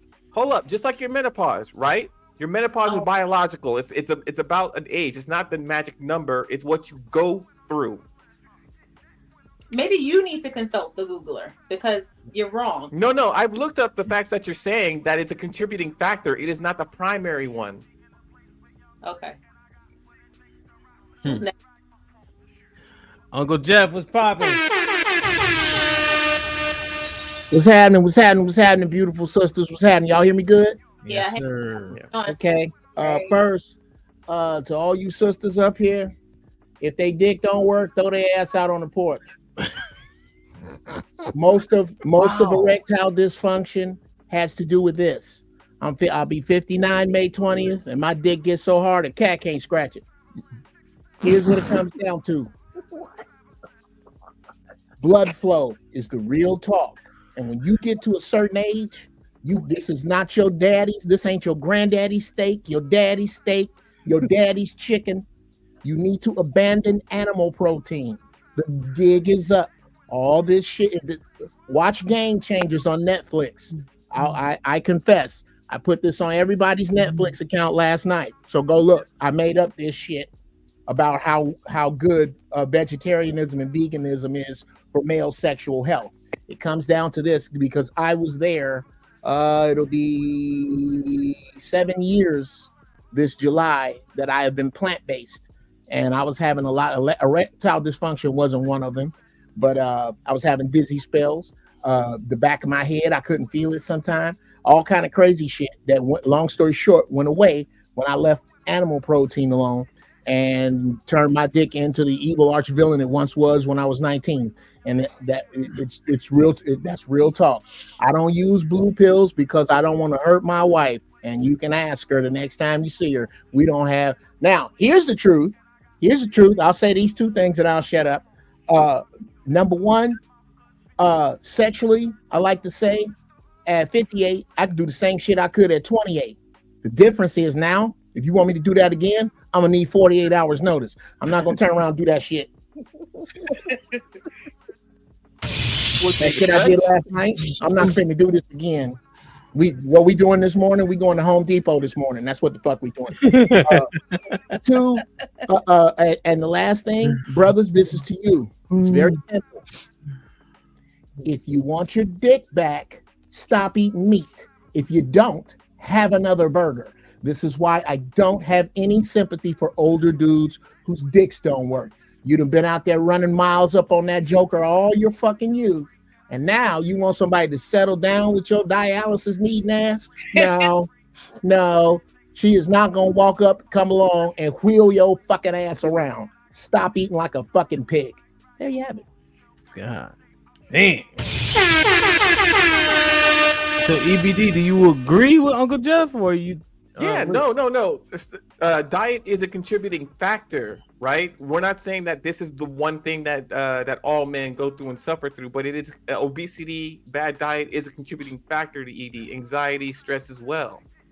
They're all connected. It's never just one thing that applies to all men. It's several factors, and different men have different remedies. So if you in the East, you have a totally different prescription. You have a totally different prescription for anything like this when you in the East. We're in the West. It's pills. I feel like you just. Oh, so you whoa. That's come on, EBD. No, we live. But Uncle Jeff, where do you live? You live in a country of pills. I didn't sing. But I said men who don't take care of themselves, and I named all of the and what that means and what that contributing factors. Yes, but not the whole Let's thing. back That's up not a the whole little bit. story. Let's back up a little bit. I live around Mexicans. I don't own a pinata. It's not about where you live. That's bullshit, sir. That's bullshit of the first order. Explain the bullshit, sir. I live down the street from a KFC. I don't eat it. I live down the street from a Popeyes. There's every unhealthy food is available to me right now. I make the conscious choice to only eat salads after 7. Do you know why, EBD? Because I like to be able to fuck my wife like I could when I was 28. And those are the choices. You don't get it both ways. You are shortchanging your dick with a fork. And there's all this other contributing factors. The number one factor is blood flow. And the number one factor to blood flow is diet. That's that. Don't let these niggas run no other game on you, ladies. If that nigga eat cheese and bread and fill his body up with poison and can't perform, that's because he eats cheese and bread and has set his body up so that he cannot perform. And it has nothing to do with age. There's a dude that works out at the gym around here that's 76 years old, and he'll whoop your 30-year-old ass because he's been a vegan since he was 25. So his body does not have that kind of punishment on it for through his from what he eats. So, ladies, if you were a man that has direct erectile dysfunction and is not doing everything he can to change it, then it is not on you. Everything, every fucking thing you can. That means you're working out 3 days a week. You're drinking at least 3 gallons of water a week. You're not eating shit after 7 o'clock. If you're doing that and your dick still don't work, well, then I got some sympathy for you. If you're not, I don't. And it's just that simple. It really is. And it's not it's not some mysterious secret. I don't find it like conducive to blame everything on one thing, right? Because everybody works differently. When we say it's a bad diet, let's say, so are you saying there's a percentage of men who, especially as we get older, we change our diet, right? Because we need to live longer. Our body tells us different shit. They're still going to go through ED. You're talking about a greater percent. What percentage of men that have this fantastic diet don't go through ED? It's not okay. None. Let's pretend that Game Changers, What the Health, and Forks Over Knives don't exist. EBD. Let's pretend that they're not. Let's pretend for a second that we can't all watch Netflix and shut this shit down like I got it out. Let's pretend I pulled it out of my ass for a second. I'm gonna tell you what happened to me. Okay, I knew better.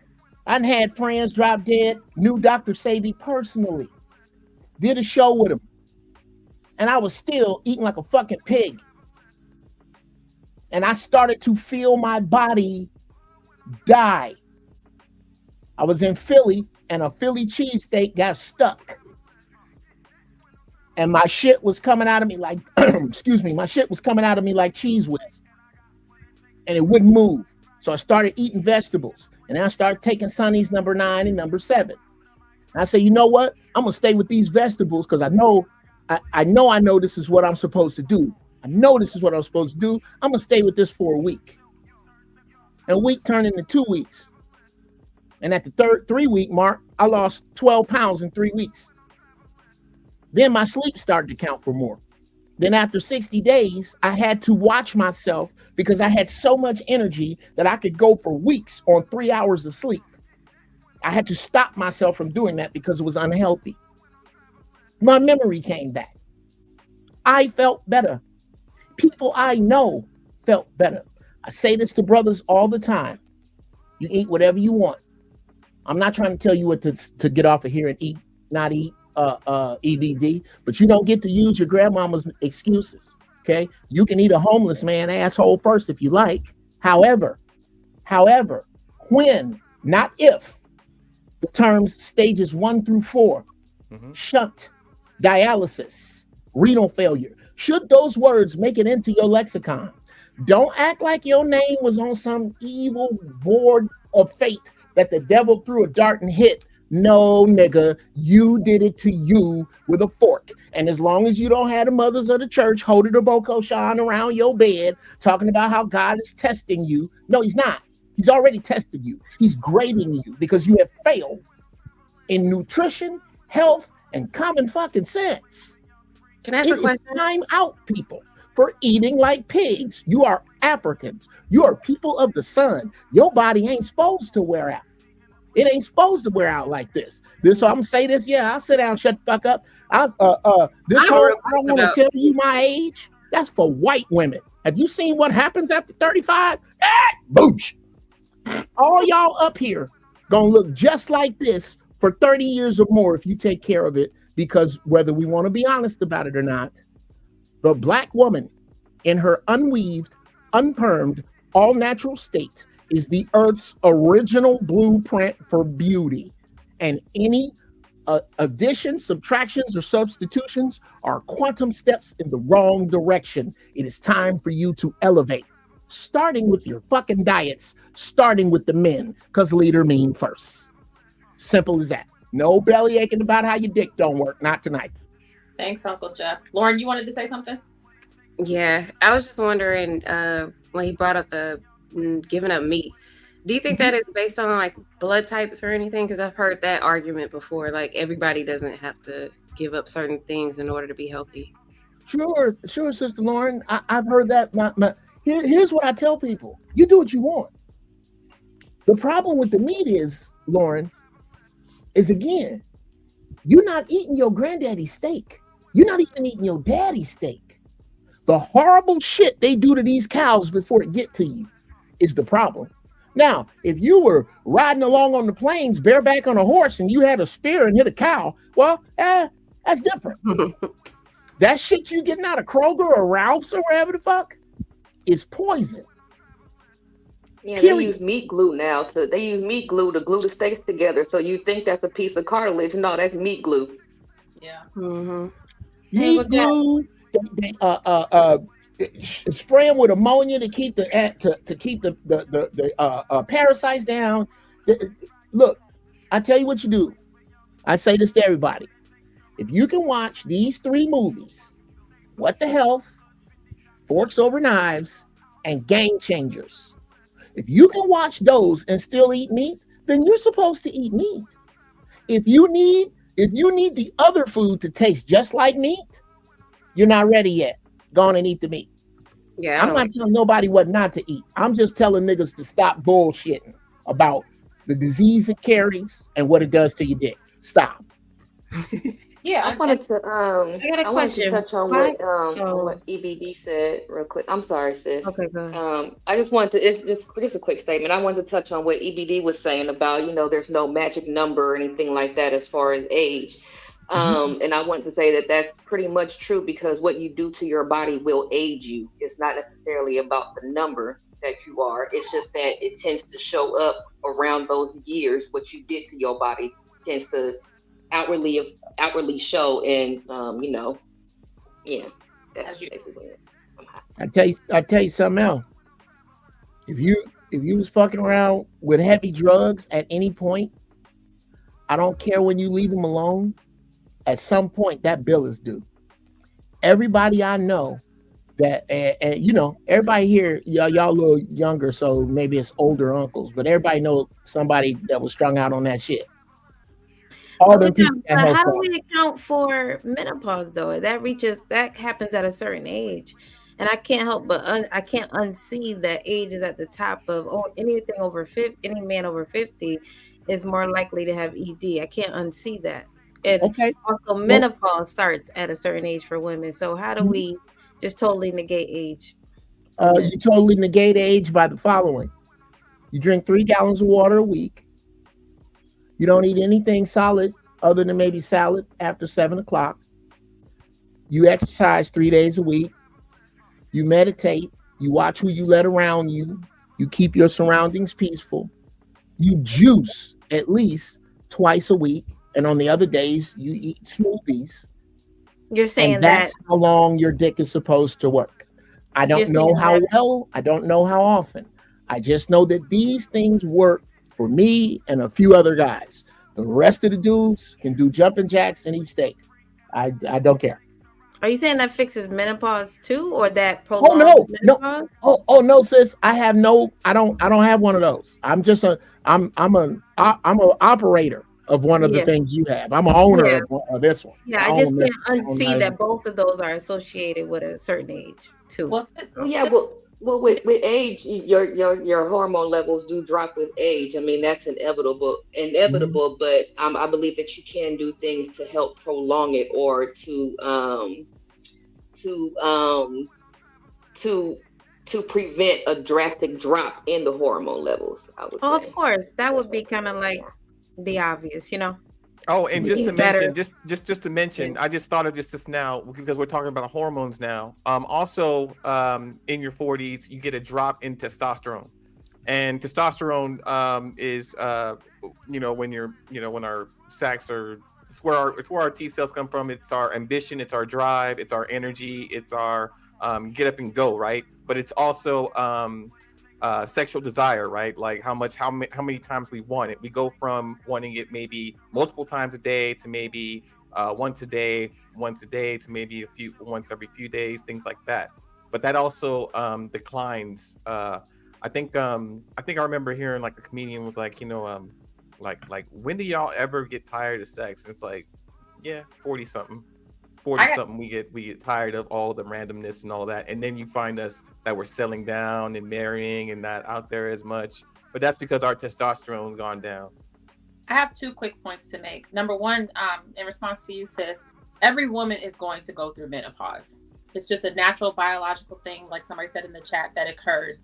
ED is not a natural biological thing. There's a correlation that it's more prevalent as you age, but it's certainly preventable for the most part, not in all cases.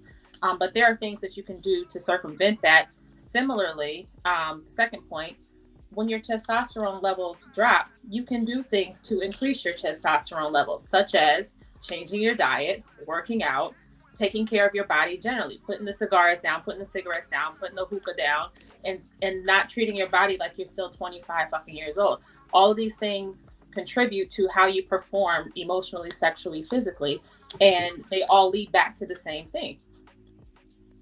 So we can make the same argument about your fertility. I mean, as long as you're healthy, then you're more fertile. But sooner or later, Mother Nature comes to calling when you grow older, and you're not able to have. It's not healthy or viable to have children anymore. To try to have children anymore, your plumbing won't work. It won't. You don't have you're not young enough or strong enough to nurture a child for 9 months. You don't produce the same amount of energy. You don't produce the same amount of hormones. You may not produce the same amount of breast milk. You may not even survive the pregnancy, because that in itself is an extreme body condition, right? Yeah. Because not only are you eating and intaking more when you're older, you have to go through the whole term and survive the whole term if you're 40 something. You're right. So yes, we go through changes and our bodies break down. You're right. That is drop a bomb. A biological thing that's going to happen to every single woman on this planet. ED is is not a natural. that's going to happen to every single man on this planet. Okay, it's just a natural biological change that is going to occur, that it's predestined to occur. So the fact that we can't carry children for the rest of our lives. That's not a fucking handicap. That's just how life is for us.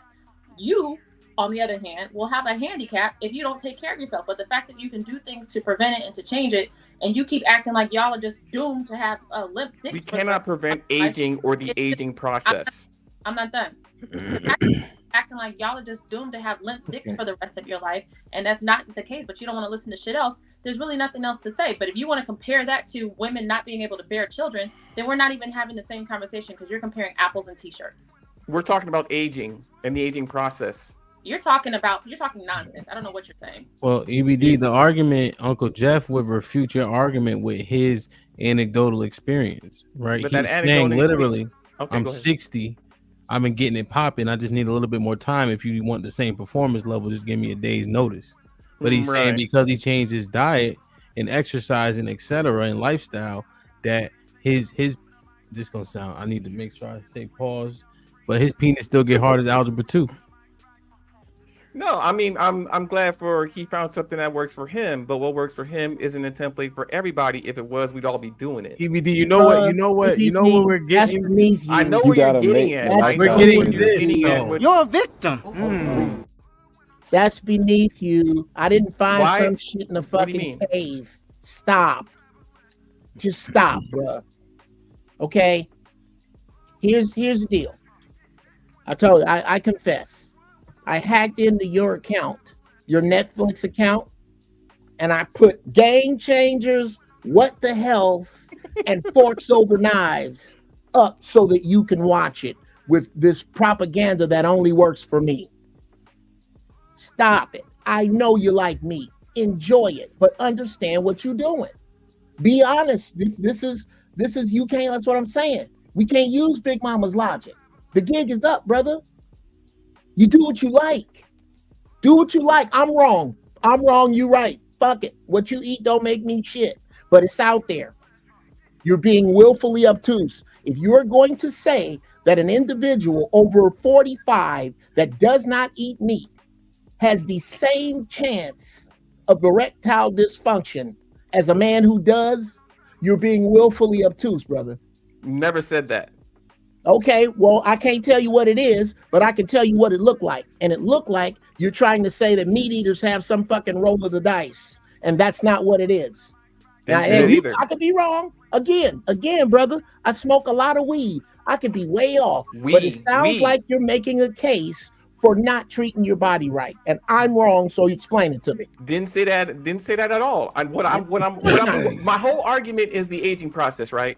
Your body isn't going to work the way it worked at 40 or 60 that it did at 20. I mean, can we all at least fucking concede to that? What's that? But yes. your penis, Okay, yes. hey, no, I can't do what I did at 20. Pause, but your penis should still work in your 40s. Okay, I get Sorry. it. Okay, granted, right? And there could be contributing factors, like I said. It could be obesity, stress, anxiety, things of the modern that's what world. we're trying to get to. I don't know any fat Okay, vegans. hang on. Let's go back 50, 60 years, right? Without the modern era, without technology, without this and that, we probably had a better diet. We probably didn't have to go through so much ED. Can we concede to that? I mean, it sounded like they were going through it in the past for real, if you ask But me. not like today, No, we right? can't It was concede that. No, we can't, because we'd have to get rid of too much 70s sitcom that covered this. Archie 50s Bunker, and the Jeffersons. 50s, 40s. Were we more healthier and not going through ED as much back then as we are now? Would you say? Okay, yes. Yes. I'm sure this is going somewhere. Yes. But that's what I'm saying. All right, we just live in 2024. Like most of us are going through it. I mean, I don't know what to tell you. Most of us are going through what? Like erectile dysfunction. It's Because just most more, of us it's more are eating common. this funky ass food. I get it. And most of us will go, "Wow, I shouldn't be eating this," and say grace. There are black people who actually say grace over pork. Okay, I came up because I don't have ED, but I have had a few moments in my life. Now, I'm leaning more so with because the times I did have issues, it was because of something I ingested. Crown Black. I don't know what it is with that liquor, but after that shit, I don't fuck with it at all. Bro, I don't fuck with it at my all. taste But buds with that shit. Man, yeah, I was just trying some shit. But yeah, that shit had me just. But the girl was understanding because I'm usually like how Uncle Jeb said. But yeah, yeah, it's definitely what you put in your body because that shit threw me. I was like, damn. And then it was one time when I was young with my first love. I think I was stressing because I was broke because I had lost my job. But other than those 2 times, So you were stressing, you said? Yeah, I was stressing because I had lost my job. So the stress of the failure that you experienced that time was kind of the stress. Yeah, but it was like a one-off thing. Like it was like a night. Yeah. Yeah. I can't get jiggy. I'm saying, I can't get jiggy. I can't get jiggy with the stress shit though. Like it's stress. That's just life. That's every day, all the time. If you a man doing what you got to do, taking care of your family and shit like that, figuring things out without burdening your wife, that's regular shit. Niggas gonna be limp Dick Larry around this motherfucker if it's stress. I said, but what I'm saying is it's multiple factors. It's not just one primary silver bullet. That's the point. And when I asked the question, when I was asking Jeff.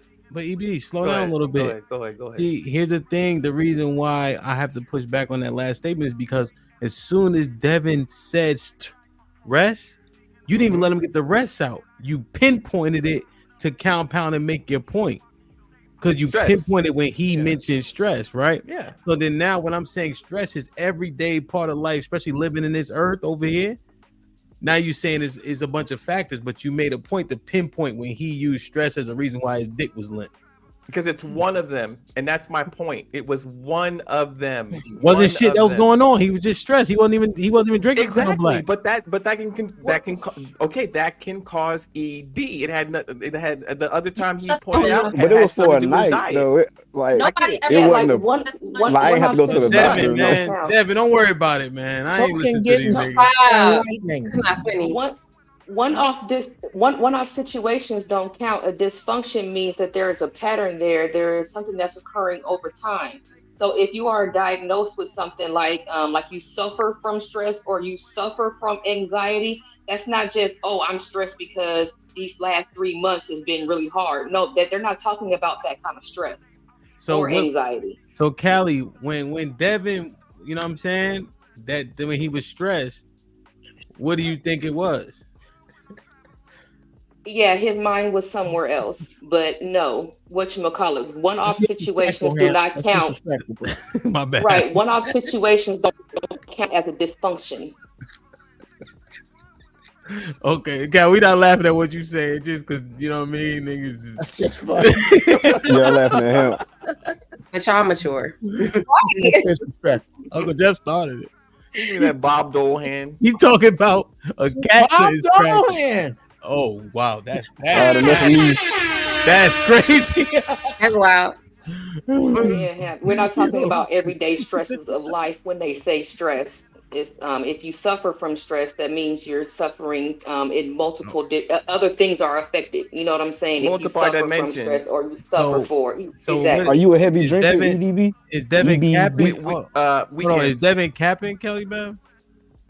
No, I think he's misconstruing what ED is. That's not the answer. That's not the question you asked. Right. But I'm saying though. No, I'm not. He's saying. But he said that instance. He said it was a stress. What you think? The stress would it would show up in more than just that one time with him having sex. So I don't think he was capping. You know what I'm saying? I don't think that he's trying to lie on purpose or anything like that. No, I just think that he's. That's fair. What happened to boy? What happened to boy? You think? I don't know what else was going on in his life, but you only gave me this one situation. I can't try and, psychoanalyze. It might have been her. Oh, here we go. I ain't gonna lie. She was Googling like what could have possibly happened and shit. She actually came to me and told me that I probably was just stressing about something. I mean, at the time I was stressing about a lot of shit. Like my dad was working overseas. I literally had the house to myself. I was kind of young as fuck going through all that, and she was staying with me. So we were literally playing house like fresh out of high school type shit. And I had just lost my job. And even though I had support, I was one of them like children that didn't want to like ask my dad for that. I kind of wanted to find my own way and shit. So I probably did have other shit on my mind, but at the moment I wasn't thinking about that. I was like, damn man, I'm trying to get this coochie, and shit, it just wasn't working. And no, she was Googling and shit, and she was like, well, you know, you probably stressed about your job. And at the time, you know, I was like 19, so I was thinking, I didn't think that was possible, but you know, I was reading and shit, and I was like, damn, well, maybe it was. I mean, it was just like that night. Maybe another night, but other than that, shit, I've been straight like ever since back then. And then that Crown incident, the Crown Black incident, that shit was that was weird. Did she dap you before she left at least? No, she stayed with me, basically. Okay. Goddamn. So yeah. Why you didn't marry her? Okay. I wanted to, but she was sheltered. That was the one I would tell you about the first time I hopped on the stream. Goddamn, my first love. Goddamn, she became a party Where's girl she and at shit. now? So, huh? Where's she at now? Shit. Surprisingly, she still ain't got no kids, but she went through like a hella relationship. Oh man, shit. But yeah, I can't even. Man, you I better don't quit even wanna- playing. Hell yeah, your looks already That's a declining. good girl, I mean, bro. Man, what the hell? That's a good girl. Don't let them sit around. Good girls, good women don't deserve to sit around, bro. They don't. I think good women should have good. I think good people should be together. Right. Yeah, she was. All right, well, let me go. I pretty gotta go dope chick. take care of my husband's prostate. I'll be back later. How about that? Hey, let me read these real quick. Said, salute to Cali. Said with the $5 says, I had this bad Kenyan chick. I was cool at night, but in the morning, I seen that she was super hairy. It threw me off. God damn. Sean Brewer with the $2 says, fruit and water works wonders. As Abe with the $10 says, even though ED is erectile dysfunction is not biological, y'all started out by saying ED is age related. Ellipsis. Likewise, menopause is age related. So,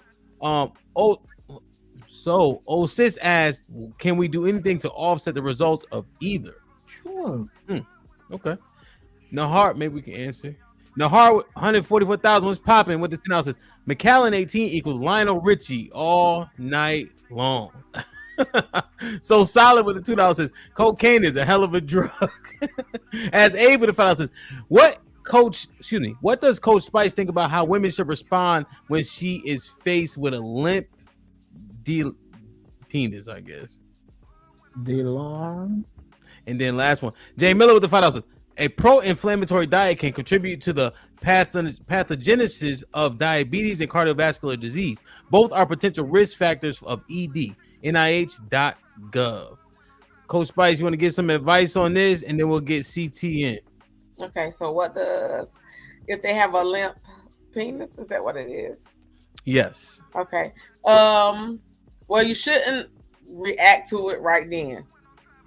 Right? You don't want to do it in the moment. You definitely want to wait outside the moment.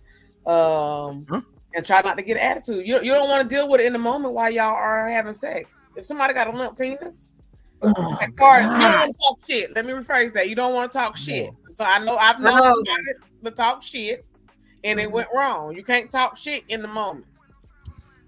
What do y'all say? What do y'all do? What's the help? Well, I'm about to say shit. The first time it happened, I was like, it goes back to having that I was like, outside the bedroom. No, it hit. He hit you with a honey bun mid-stroke. All right. How should women respond with faced with limp penises? They need to sound like they need to get a toy. Call an Uber. The toy? You said fuck him. Go get a toy. Hey, yeah, but y'all supposed to comfort a nigga. This the coaching us out here. Yeah. Women the new men now. It's the enhance. It's the back. Already have going on. So it depends on where you're in a relationship. If it's the first time, it's gonna be awkward. Point blank. Right? How do you tell somebody that? Because it's gonna be awkward if that's your first time really being intimate. Because either you're having sex or you're making love. It's gonna be awkward.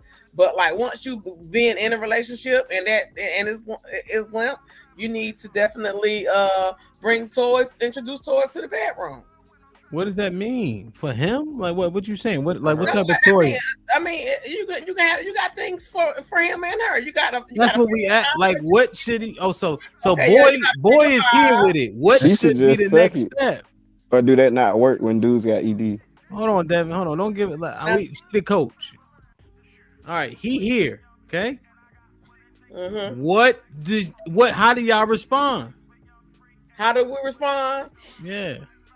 and we want to go off, and he ain't gonna be able to bust, then you need to have a toy in the bedroom. Point blank. That's how you respond For him? Like what? Like if Well, selfish, if he can't get up, what you can do to just kiss. if selfish was a person, God. Not Okay. me. She didn't even attempt to try to, Hold on, do Uncle some Jeff. extra Before you foreplay. go, we let's let that marinate. My feelings are hurt. Why? Let's You let still that get marinate. home. Huh? If you can't perform, then you still get to be a part of her orgasm. No, wouldn't you choose that over? So you saying boy? So you saying she roll over, grab the schlong vibrator out the top drawer. That's not what I'm saying. And she like, well, you help me with this. No. Suck on my titties. What the fuck are you talking about? You See, y'all just saying Okay, stuff, but when, let me every ask you time I this. Let me ask illustrate you it, this. What do you think should be said? What do you think how it should be handled? They want to be go held. not me. I'm not the coach. You gotta grab something to help y'all finish. Exactly. And if he's using it, he's still in control. Like y'all gotta get that out your head. That toy, it's only to help you and Do y'all hear this? experience, not replace you. Hear Your head. Yo, all right. So, all right. I don't know where CT went. Let me get MRN first, and then Uncle Jeff, Devin, y'all, EBD, y'all can respond to this shit. Good God Almighty. Modern Renaissance, man. I'm about to go take me a couple shots, man. What's Salute to everybody. Hope everybody is doing good tonight. Yes, sir. We work MRN until Coach Spice said she gonna grab the the fucking Finger vibe. I'm gonna get You mine. already have it. If you already got it on your finger, you ain't got to worry about in the box. You know She what gonna that grab the Gonna grab Mandingo out the, homicide out the drawer. she gonna grab that Ron Jeremy out the top drawer and go get busy. Like, you want to stay here? Keep or? us free.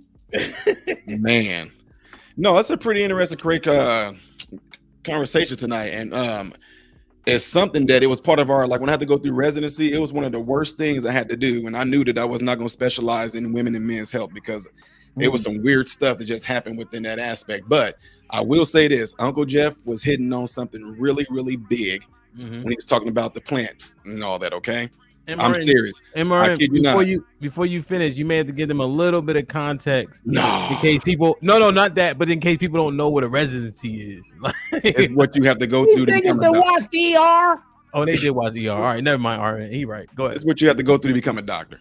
So while doing that, in the women and men health portion of it, there were things in there that, well, of course, there are a lot of things that contributed to ED. But for one, let me just say this: ED is not something that is biological. It's not. It's something we consider to be possibly pathological. It's something that is going to happen to you as a result of something that you either put in your body or something that is a derangement. Really? Plain and simple. That's it. It's not. It's not something that's going to be caused by. You froze. You froze, MRM. You froze. Yeah, say that again, Oh, MRN. YouTube don't like this. No, Slow. I said it's. I don't know which part I cut out on. The beginning. It was right when you start making the point. So once you qualify, so everybody understands that you're a medical doctor, Yeah. which is your frame of reference. Go ahead. Yeah. So what I was saying is that we had to do a portion where we go through the women and men's health, and where we study pretty much everything that causes the ailment to men and women. And I was saying that when it comes to men, as far as ED go, that is not something that's biological at all. That is something that's pathological, or it's a result of some sort of injury or derangement within your body. But it's not caused by something that just comes with age. Healthy men will continue to have an erection until the day they die, a healthy erection, if they are healthy. Plain and simple. If something is impeding on that, then we will go in and find out what it is. But I'm just being honest with you guys because I'm a little unorthodox when it comes to some things. We were all trained by pharmacists when we go through school. So our thing is that if you come in to see us about a particular ailment that you may have going on, our thing is to treat you with medicine. A lot of times doctors don't go through the procedures of actually trying to find out what's really causing it, because we're trained to treat your symptoms, not the actual issue. I'm just being honest with you guys, and I get in trouble for this, but I don't care because they can't fire me for it, nor can they take my license. So as far as stress and everything goes, that does play a part in it. And the reason why I say that is because of this. Think about this. Every last one of us, if we think about something that we really like to eat, what does your mouth do? Water. Salivate. Exactly. So you telling me that your body was actually have a physiological response based off of a thought that you had. So if it can do that, it definitely can do the opposite, to where if something is getting to you in your head, whether it's you're scared, you don't know if you're going to perform right for the woman, all that can just be like, it's not going to happen. And that's why some of us have an argument. Some of my colleagues, we have an argument. I say, can't no woman rape a man. Like, she can't sit there, point a gun at him, talking about get it up, get it up. That's not going to happen. So, but what I was getting available for you to try though. So I was getting noticed that what Uncle Jeff was talking about with the plants and everything. I'm not saying this to be religious, but I do have a great number of patients of mine that are. Okay, so I'm just using this as an analogy. I tell them in that book, in the Bible, in the beginning, God put them in the garden, and what is it that they were commanded to eat? The land. They were commanded to eat what was in the garden, right? That didn't consist of meat. Now, the thing is, what I say that for is this. I said, now, why did he want them to eat that? Did he want them to eat just because it tastes good? Did he want them to eat it because it looked good? No, he told them to eat that because he knew that was what's going to be needed for them to supply their body with, because if he created it, he knows what's good for it, right? But what we've done, especially among blacks, and they hate when I do this, is that we've taken the stuff to an extreme. Even the plants that we do eat, we got to put salt on them like crazy. We put all kinds of crazy stuff in them and get rid of nutritional value to them. So that's why when Uncle Jeff was talking about the plant stuff, I'm like, absolutely 100% yes, guys, because plants contain so many different nutrient vitamins that are essential to our bodies that we've gotten away from. We eat most things that are synthetic. We eating out more. And the reason why you see an increase amongst, I mean, how is it that we're the most medically advanced right now, but we're the most sick? Now, we are trained right from the jump in medical school 101 that the number one thing that people are going to end up having any type of ailments is because it's a result of what they put in their body. Now, we're not talking about something that happened as a car accident or anything like that. But when it comes to diabetes, hypertension, cancer, ED, all kinds of different things, is 100% is going to be a result of what you put in your body. If they say things like this, and I'm just telling y'all the truth, if they say things like the reason why you have high blood pressure is because your grandmama had it, no. The reason why you got diabetes is because your mama had it, your daddy had it, or your no. It's because you are eating exactly like how they ate. And Really? that's why it runs in the family. So that's right? a lie when people say they predisposed to hypertension. Yes, Absolutely. Diabetes runs in your family because no one runs in your family. But I thought that. So Mr. just to be clear, I thought that type 1 though people are born with. No. No. Do not. Type Look, 2 is I'm telling developed. you. See, this is the thing. I hate to say. I don't hate to say this. Macaroni and cheese kind. Yeah, Type 2 would be macaroni. Go ahead. My bad. Go ahead. Well, the thing is this. Whenever they talk about things that are inherited or anything like that, there is some things, but when it comes to actually ailments like that, no. Either if that's the case, it's going to be more or less of whatever you or whatever your parent was eating or whatever they was consuming during the time they were pregnant with you and that got passed on to you. Yeah, but as far as it being something that's inherited, no. Most babies are born completely healthy. It's not until we start shooting them up with stuff that things start going real bad. There is no, okay, she was born with this because her parent had it. No, it's going to be most likely whatever type of diet they had. If you eat that way, drink that way, the whole nine, you're going to get it. It's easy. So to stop that, you have to stop doing the things that your family them did, which is what a lot of people don't like to do. They don't want to do the exercise. And as far as testosterone dropping down, when people say, oh, when you get older, your testosterone levels drop. Well, we're in the working class today where the reason why your testosterone levels are dropping because most people's jobs consist of them sitting down. And I recognize that. In my office, I have a stand-up desk. Okay? And the reason is because people are stagnant, especially men. Most jobs that men have doesn't require them to be hardly physical anymore. So that's why they encourage them to do exercise, because if a man continues to exercise, his testosterone level will not drop. But if he stays stagnant, most of his job consists of sitting down, of course it's going to drop. There's no need for the testosterone to increase because he's not doing no activity for the testosterone to kick in to cause him to have higher testosterone levels. Question, Imran. The type of working out, does that matter? So Yes. like, let's say somebody does a bunch of running as opposed to pumping iron. Would that spike, does that have anything to do with testosterone? Yes, if you do cardiovascular type activities, you're going to increase like your capacity for your lungs. You're going to increase your cardio overall. So what I mean by that, for example, if you do cardio, what used to kind of tire you out when you went up some stairs, it won't tire you out. Yeah, no more. Your 100%, body adjusts 100%. to it, right? But specifically the testosterone part.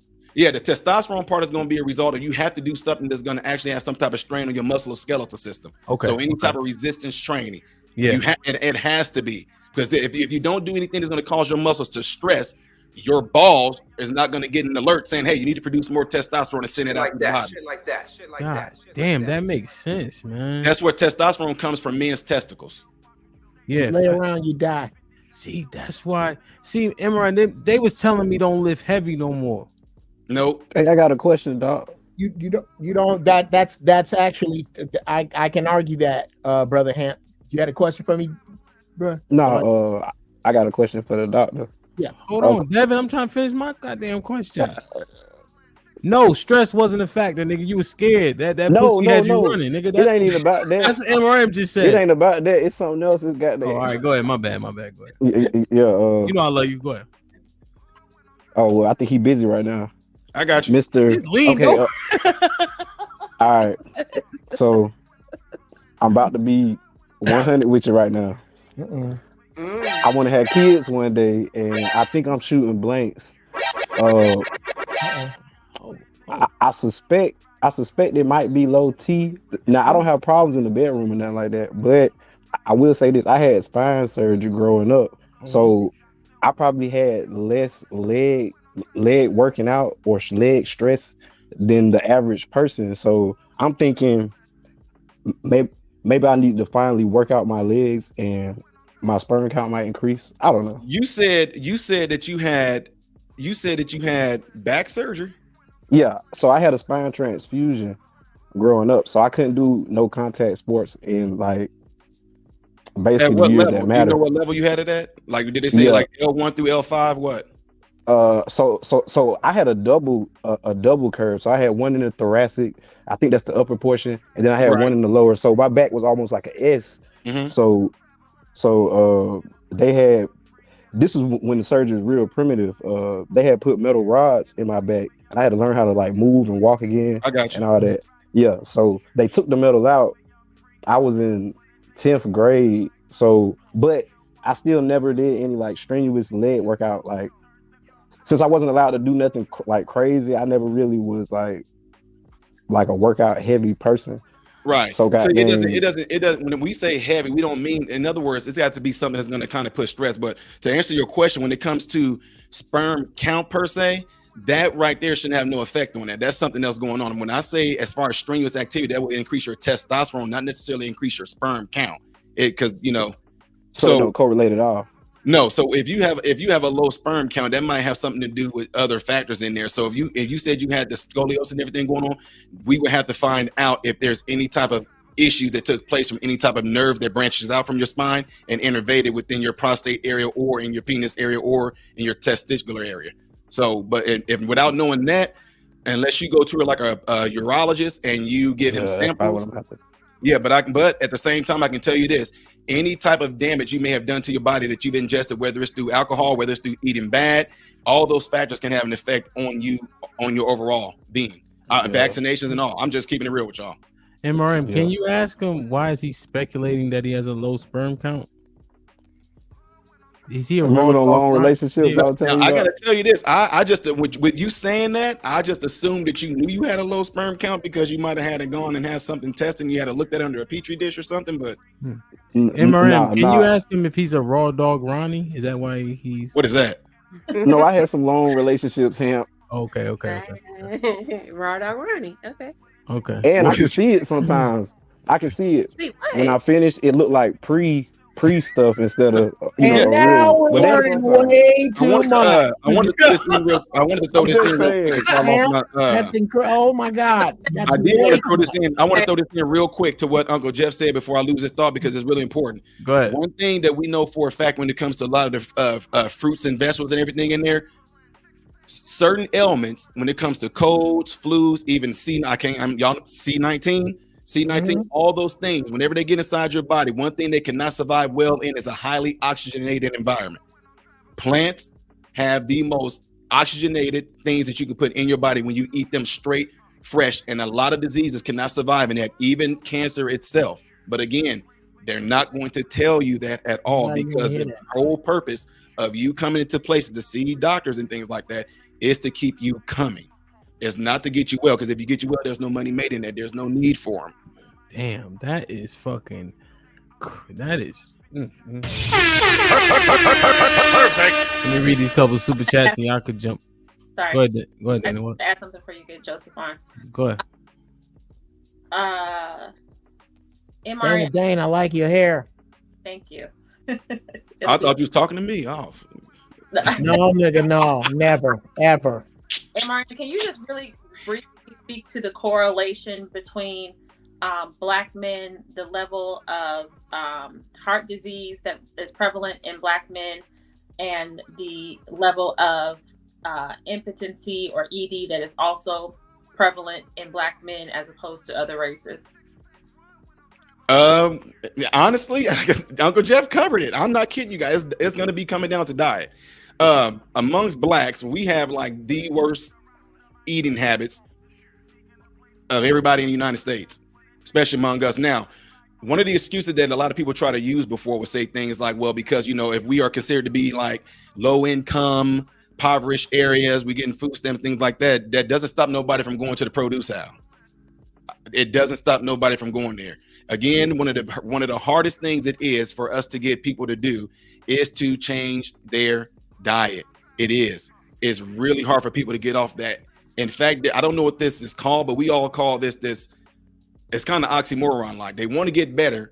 They don't want to give up the diet. I mean, they don't want to give up the sodas. They don't want to give up the eating out. They don't want to give up the pork. They don't want to give up a lot of stuff. So they would rather take the pill that would keep things in balance. At the same time, those pills are going to have other side effects. It's going to affect the liver or the kidneys or the spleen. Then you got to give them something for that. You know, so when it comes to something like that, it can be an easy fix within a 2 to 3 week period. For example, they would have, if you cut out meat, I'm not saying get away from for the rest of your life, but just for this small window of time. If you cut out meat for maybe a 2 to 3 week period where you're pretty much taking in water, not tap water, but distilled water or something that doesn't have all those crazy chemicals in it, you get on something to where you're juicing, definitely dark green, because those are the most highly oxygenated things out there in nature, right? And get on eating more plants, fresh, not cooked, but just trying to eat them fresh to get your body back in balance and get it back well. Then you can actually save yourself a whole lot of time. If you were to return back to that diet that you were eating before, you can save your body some time. But it's like, why not keep it in good health? If your body is in optimum operating performance, it's going to be really, really hard for you to get sick. It is. You won't even notice that you even got a cold. That's why even during the C-19 pandemic, most of us who diet is completely different, we didn't get it at all. I didn't get none of it. I didn't get it. I didn't get the Fauci ouchie hokey pokey clot shot. A lot of us in medicine didn't even get it. A lot of y'all don't know that probably 80% of doctors don't even get the flu shots at all. We don't. They don't. But they'll offer it to you because it's cha-ching. Anything that we can put a diagnosis on and push it through legislation to put it in there as a ailment or a medical condition, we can treat it medicinally. That's why we don't care if you want to say that obesity is a disease now, because we can treat it medicinally. Cha-ching. That's why we don't care if you want to say that gender affirmation is a medical condition. Now we can sit there and cut little boys' hoo-hoos off and cut girl stuff off because it's cha-ching. It's not health. It's not that we care about you at all. It's just that we know that it's going to keep money coming in. I appreciate that, but I just wanted you to speak very briefly or very directly to the correlation between Black men experiencing ED more than any other race and Black men having the highest rate of heart disease. So are the two correlated is what I'm asking. Yeah, because it's going to come pretty much from food. Everything is going to come from there. You're going to find, like I said, it's going to come from diet. It's going to come from diet. You can add other outliers possibly in there. It depends on what type of job they may have. If they're truck drivers and they're sitting down and bouncing a lot of times and they're hitting their prostate all the time, that can have an effect on them. But I don't care who it is, whether it's Black men or white men, it's going to come down to what's being put inside their body.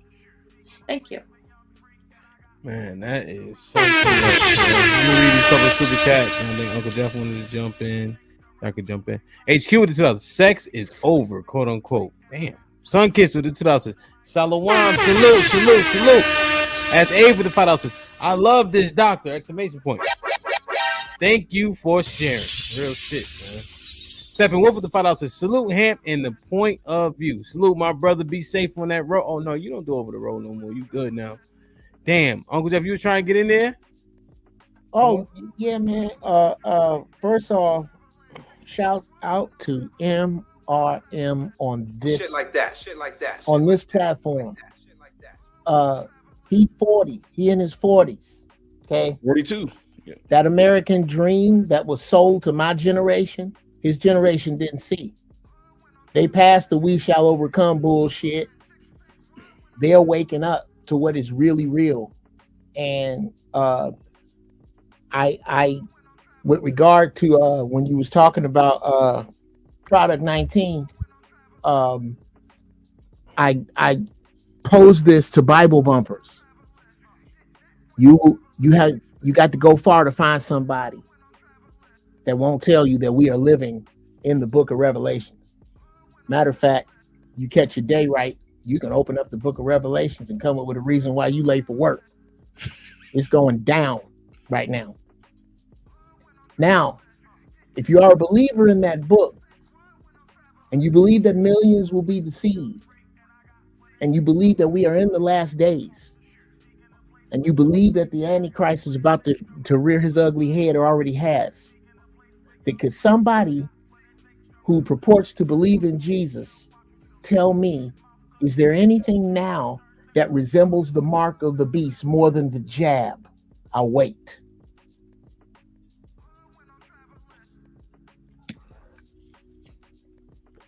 Nothing before the jab has resembled the jab more than the mark, although the mark has other characteristics. Yes, sir. Absolutely. And that was, Brother Hamp, that was the first alarm went off in my spirit. Mm-hmm. And again, I love God, but I fired King James as his publicist. I don't believe God that way. But I believe it's about to go down big.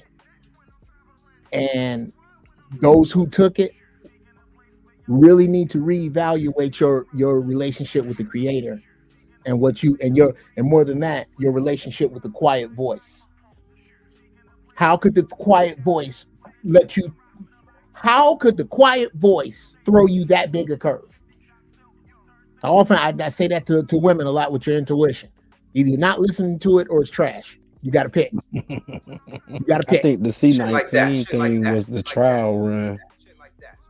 Yeah. Oh yeah, bro. I believe that was put. As a matter of fact, they saw the people fold. Oh, Sid, okay. You know what's Watch crazy? died suddenly. I'll just say that. Y'all find that on Rumble. Can I Died ask suddenly. MRM a question? Go ahead. Can you shock your penis limp? No. See? So MRM. No, matter of fact, something you guys were saying earlier. I mean, y'all, there's some really fascinating things out there for some men that actually had it to where it got injured really bad to where it destroyed the sponge tissue that's in a man's penis. They actually have this device that they give you an artificial penis. They put like a pump. It looks just like they put the pump in the penis, right? And then your testicles is actually, it looks like two balls. One ball pushes air into that pump that makes the penis go up like this, and the other air, you press it and it decompresses it. And I've known, since I've been in this, I've known about 30 men that have gotten it done, and they said like it's the best thing that ever happened to them in their life. Pneumatic dick? Huh? Your dick is on air like your car. Like I got a 65 Thunderbird. I'm put on air ride. Like what it does, like a Nike if you, shoe. I hate this Back in the day. Look, I told you, as being in like this particular field, it fascinates me, right? So if we were to say that this is it right here, and you slice it and the head is gone, on two different sides is the sponge tissue. And when they remove that sponge tissue, they put the air-filled part over here. And then they put the other side over here. When it pumps up, it makes it go up like this. And when they decompress it, the air goes out on the other side and make it go down. So he still can have the man still can have an orgasm and everything. Nigga, how long can they put the can you stand with them like out here, like up and down? Put him in the fucking bed. Come on. It sounds like he's up and down. Then this is a cross between like a man being like a man and a dildo or something, right? I mean, a cyborg. Pretty much, right? Robo dick. All right, Robo dick. Let's get Joseph in. Joseph, what's popping, man? And Marin done cut the head. I ain't never lighting the candle again. I know that. Go ahead. See you with that rope, Joseph. You ain't never gonna see air pumps the same. Joseph, what you think? Yeah, your sound is light, like it's small. We barely hear you. No, it's still on whisper.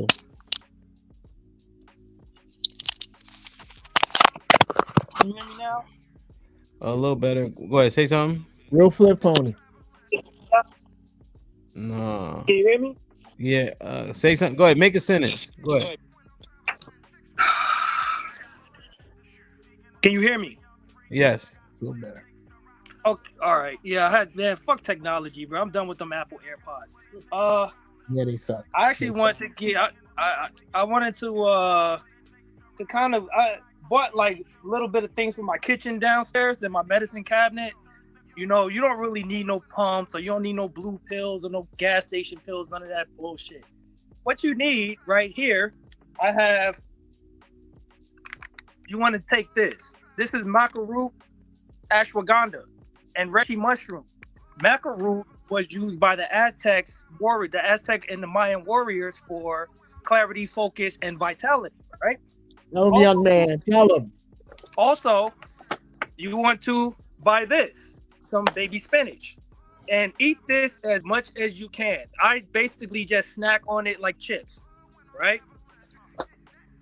Also, this is what cured me of COVID after 3 days when I caught it back in 2021. I actually caught it twice, and this actually saved my life both times. This is African soursop and turmeric living bitters. It tastes like death. Oh yeah, soursop. Soursop is it.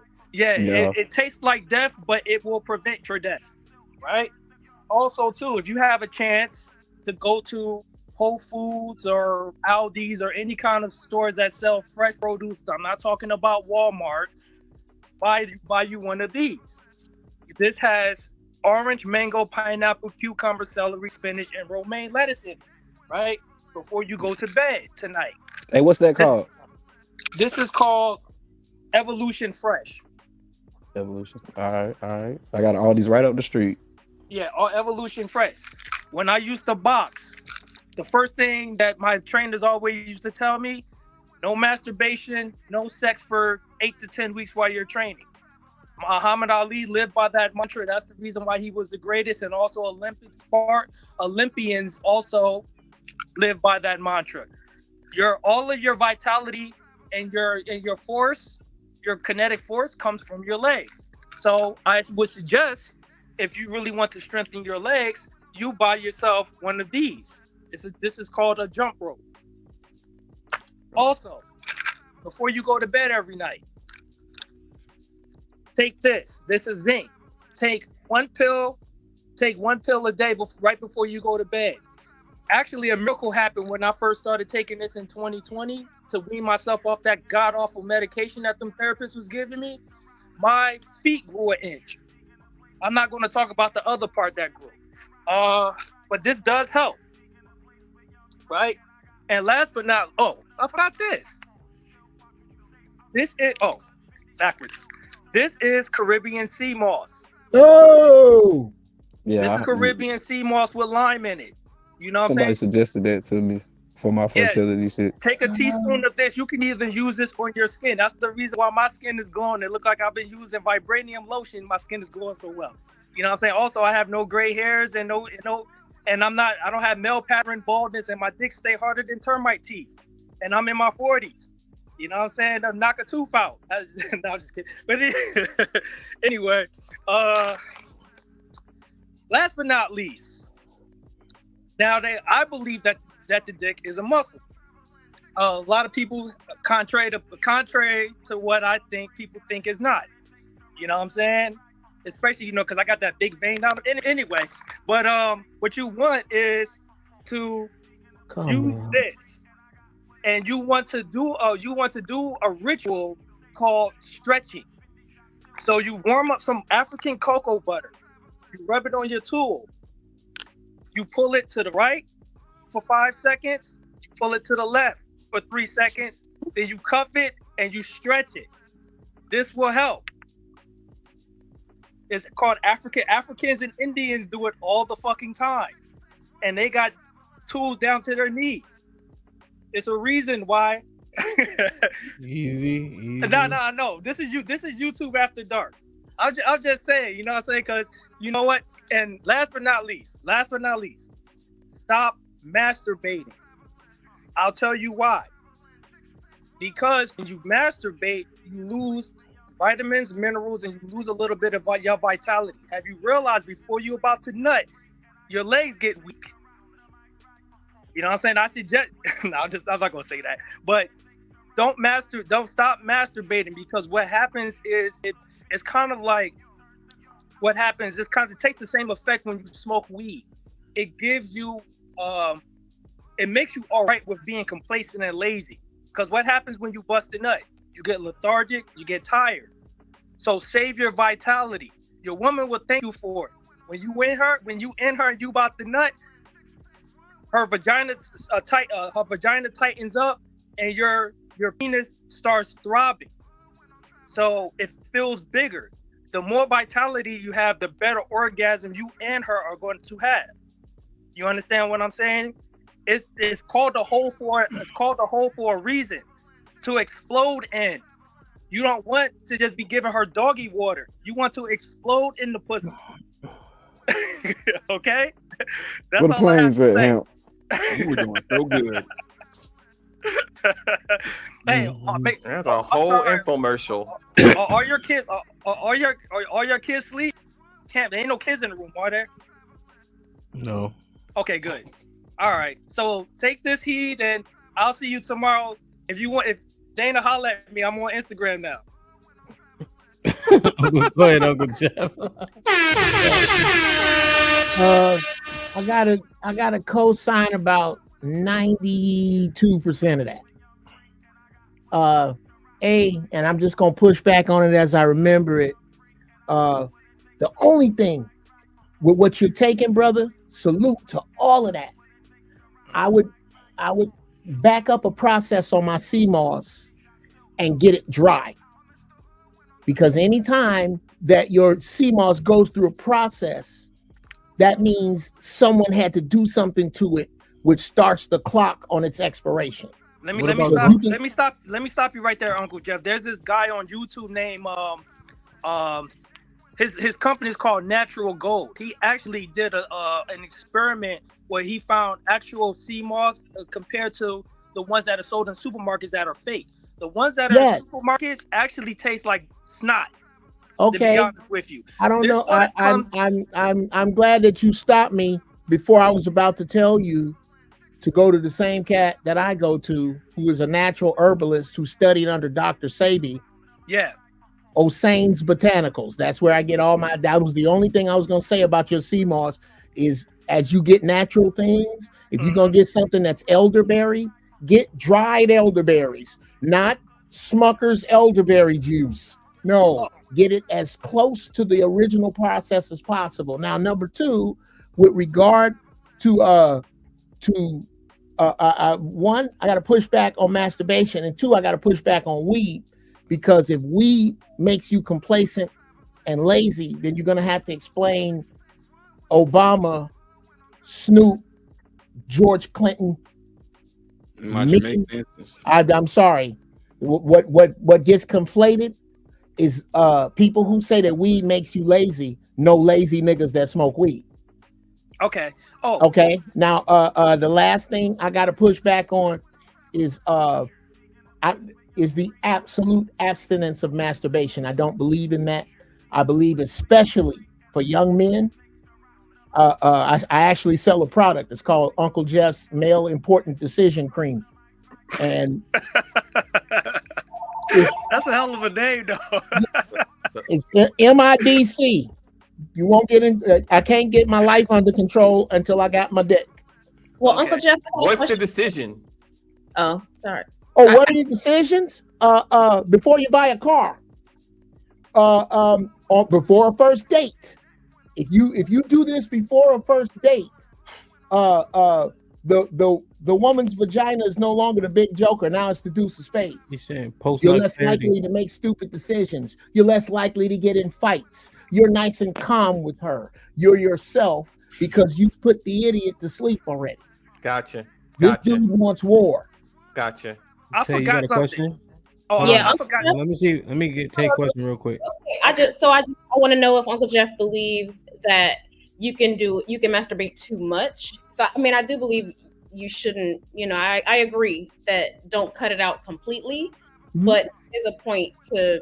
Oh, do I think you can? Yeah. Oh, of course you can do any. You know, that's the difference. You know the difference between weed and water. You can drink enough weed. You can drink enough water to kill you. You can't smoke enough weed to kill you. But just about everything else, you can do way too much of course. No, and that's not what this product is for. If you just want to jack off, go get some freaking baby oil. This is for things that you're contemplating as a young man.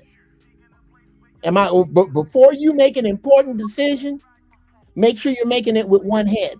That's the point. Before first dates, before you go to the club, sometime before you go to work.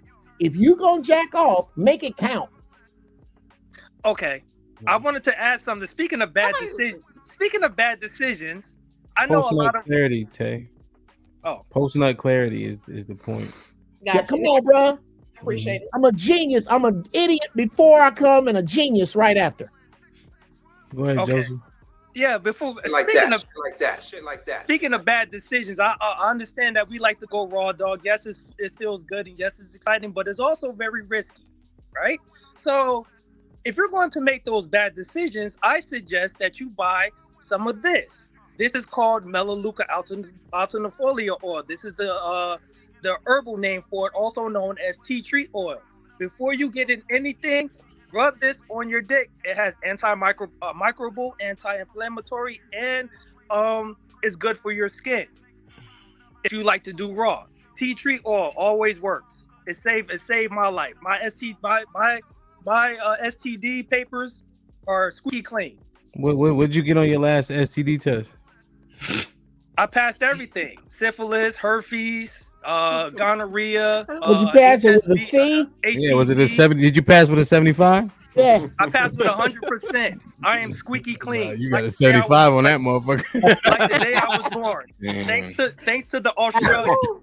The Australians made the best product on the planet called tea tree oil. Hey Joseph, you good. It don't say on your diploma what you passed with. Just say you passed. We just know you got a 76. It's all good. Okay, well, if you don't, A win is a win. Bro, I have your number. I could take a screenshot of my stats and send it to you. No, this is a joke. I told that to this girl one time. My last STD test, I got a 75. She's like, they score it? I'm like, yeah, I'm a pass. She's like, really? I'm gonna go look at mine. I'm like, this nigga is dumb as a motherfucker. Slow.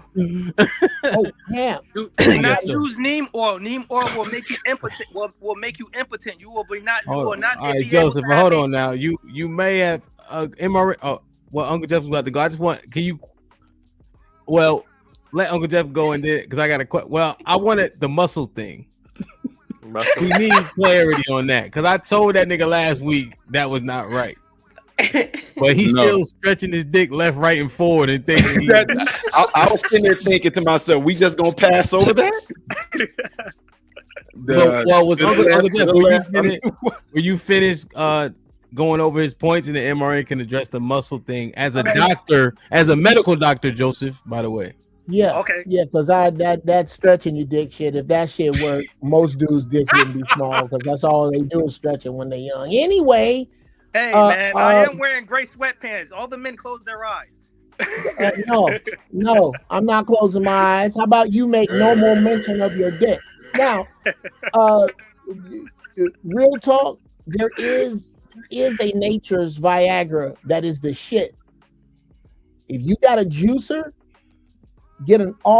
make sure it's an organic watermelon and juice the rind.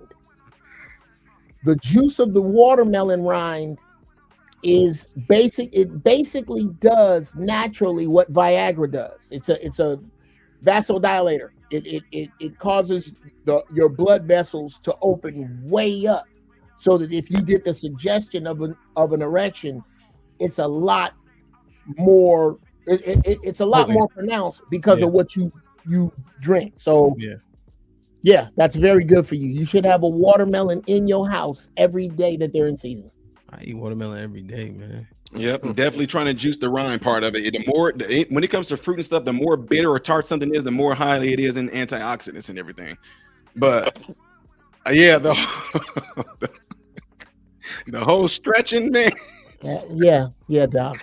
The whole stretching. So, and then it is not classified as a muscle. It's not a muscle. It's what we call like a type of smooth muscle. For example, when you swallow your food, your esophagus, those smooth muscles is what's allowing your food to get pushed down to your stomach. If it was a muscle like our biceps and everything like that, that means when we work it, them suckers should be huge. And every man would be at the gym with something weighted rings at the end of it, lifting it up and down and everything like that. But no, and as far as the stretching go, that actually made Come put the dick weights back. Jesus Christ. As far as the Mikey, let the walkway right out here in the walkway. yeah, and as far as the stretching and everything go, that is something that's found among some of those African tribes. It may look good cosmetically, but they are absolutely the epitome of what ED is. They can't even it looks like something. Blood can flow there, but it's not going to do that at all. His dick get hard, he have a stroke. Huh?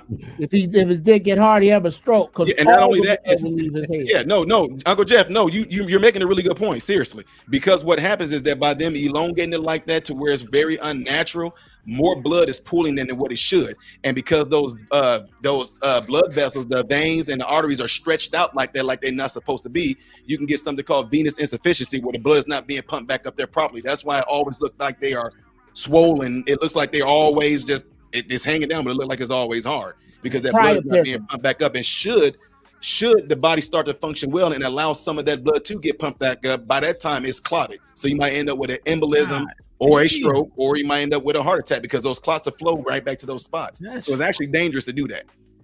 Jesus Christ. Wow. Oh, hurry up, Justin. Maybe you can get a refund on them dick weights from Wish or Amazon. I didn't know having a big dick was this hazardous. No, we talking about wow.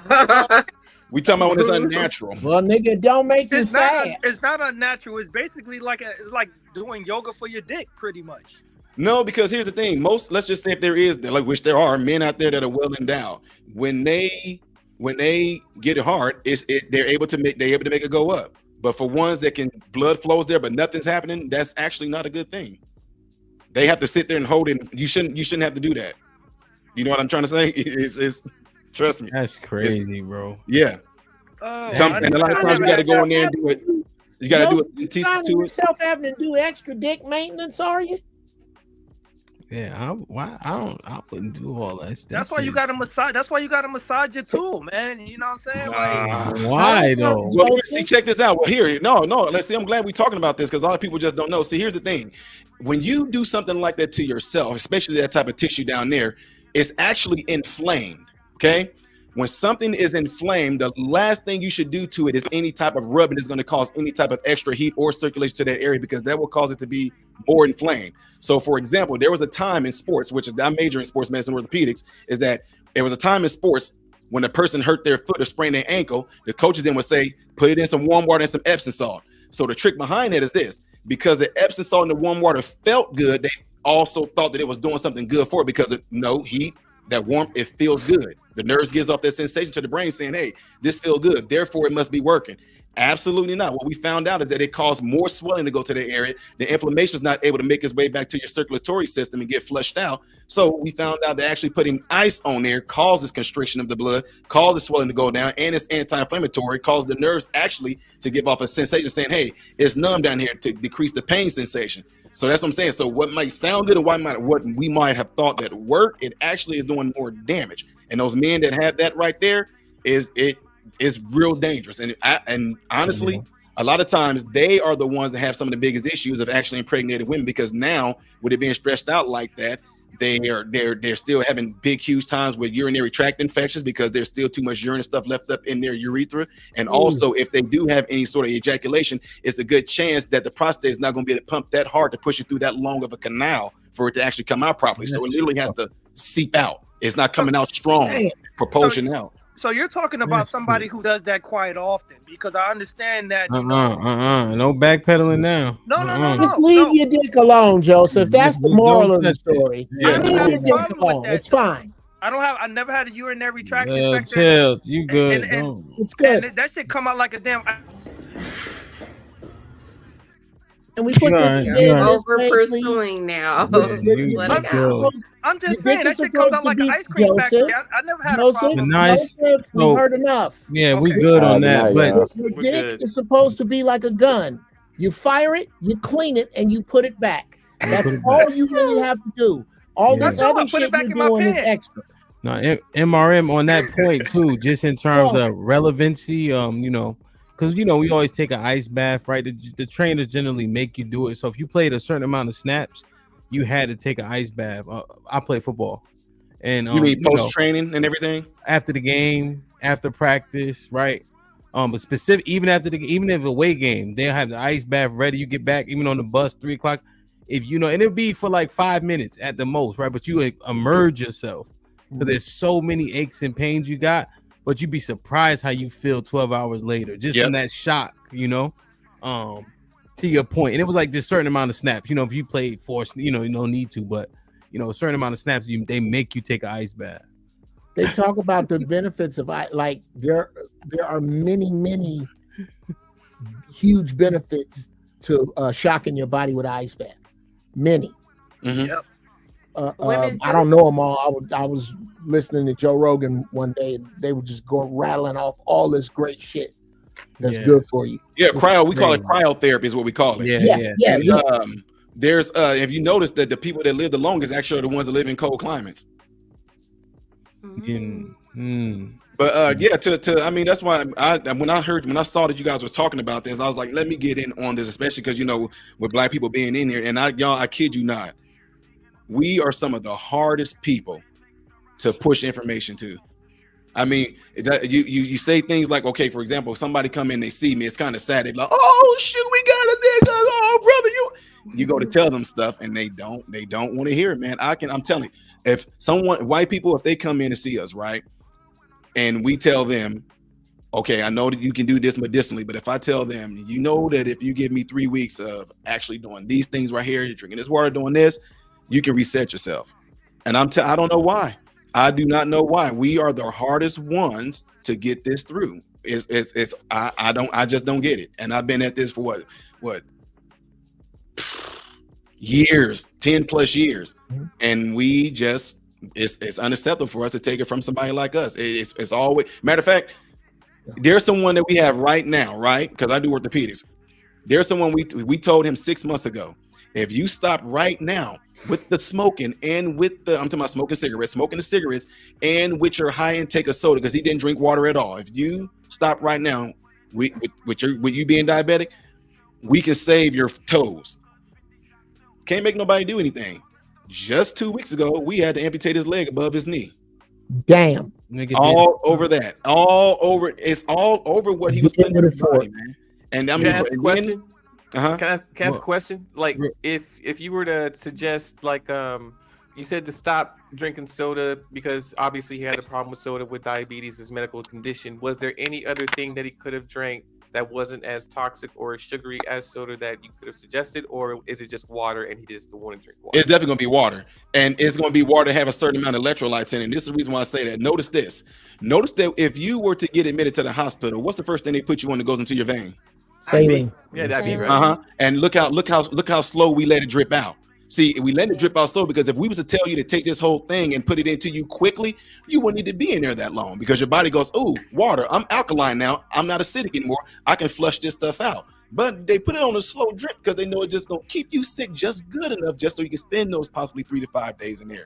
And then they're gonna ride off your mentality, so you can go back and tell your family story like, "Ooh, I was so bad. I had to stay in there for 5." I don't know why people love having stories like that. Ooh, they said if I wouldn't have. Ooh, they said that I had to be in there. No, you didn't. Yo, MRM, that shit is so crazy. So my I had 2 sets of twins, right? The second set was born, right? So my daughter came out. She took a long time. Epidural wasn't working. My son came out, but they tried to deliver him feet first, right? He got stuck. They had to push him back in and then do the cesarean, right? So they had to stitch her, like the whole 9 yards, right? And just when you talking about, then she had to go to ICU because they had to cut her everywhere. So she had to go to ICU. So I get over there and they just like the shit they doing not making sense. And she's on a anesthesia, but I forget which one it was. But you can like if they decrease the dosage, she'll wake up. And if they increase it, she'll go back to sleep. I said, this shit ain't making no fucking sense. Why you still pumping this shit? Everything's sewed up. She's straight. She got to be transferred to postpartum. You know what I mean? Right. Like she was already good, but they like, well, just a little. I'm like, well, why though? They didn't explain it to you? Because typically a lot of times if she had a cesarean section where she was cut really bad, a lot of times they do that because let's say, for example, if they lowered the drip on the anesthesia, when she comes out of it, if she start to grimace or let me kick it back up because she's in too much pain. So a lot of times, so it's kind of like putting them in an induced, so to speak, type of coma because as long as you in that state, you don't feel any pain. Yeah, they explained it right, but I'm cognizant, right? This is also the second set of twins, right? And I try to do my due diligence, but I'm no doctor, right? But you got a sense, right? There's a sense something ain't because she been in there too long now. You know what I'm saying? When she was waking up, she noticed I was there, right? A couple of times, so she wasn't wilding. I said, now I'm upset. Now nobody can't do nothing in here unless I'm in here. If you call the security, it ain't gonna go how you think it's gonna go. Because now I'm mad too. You know what I mean? And I had to tell him and I was calm, but I'm like, I swear to God, I'm not playing. So when you said it, did they say like, oh, okay, well, we'll.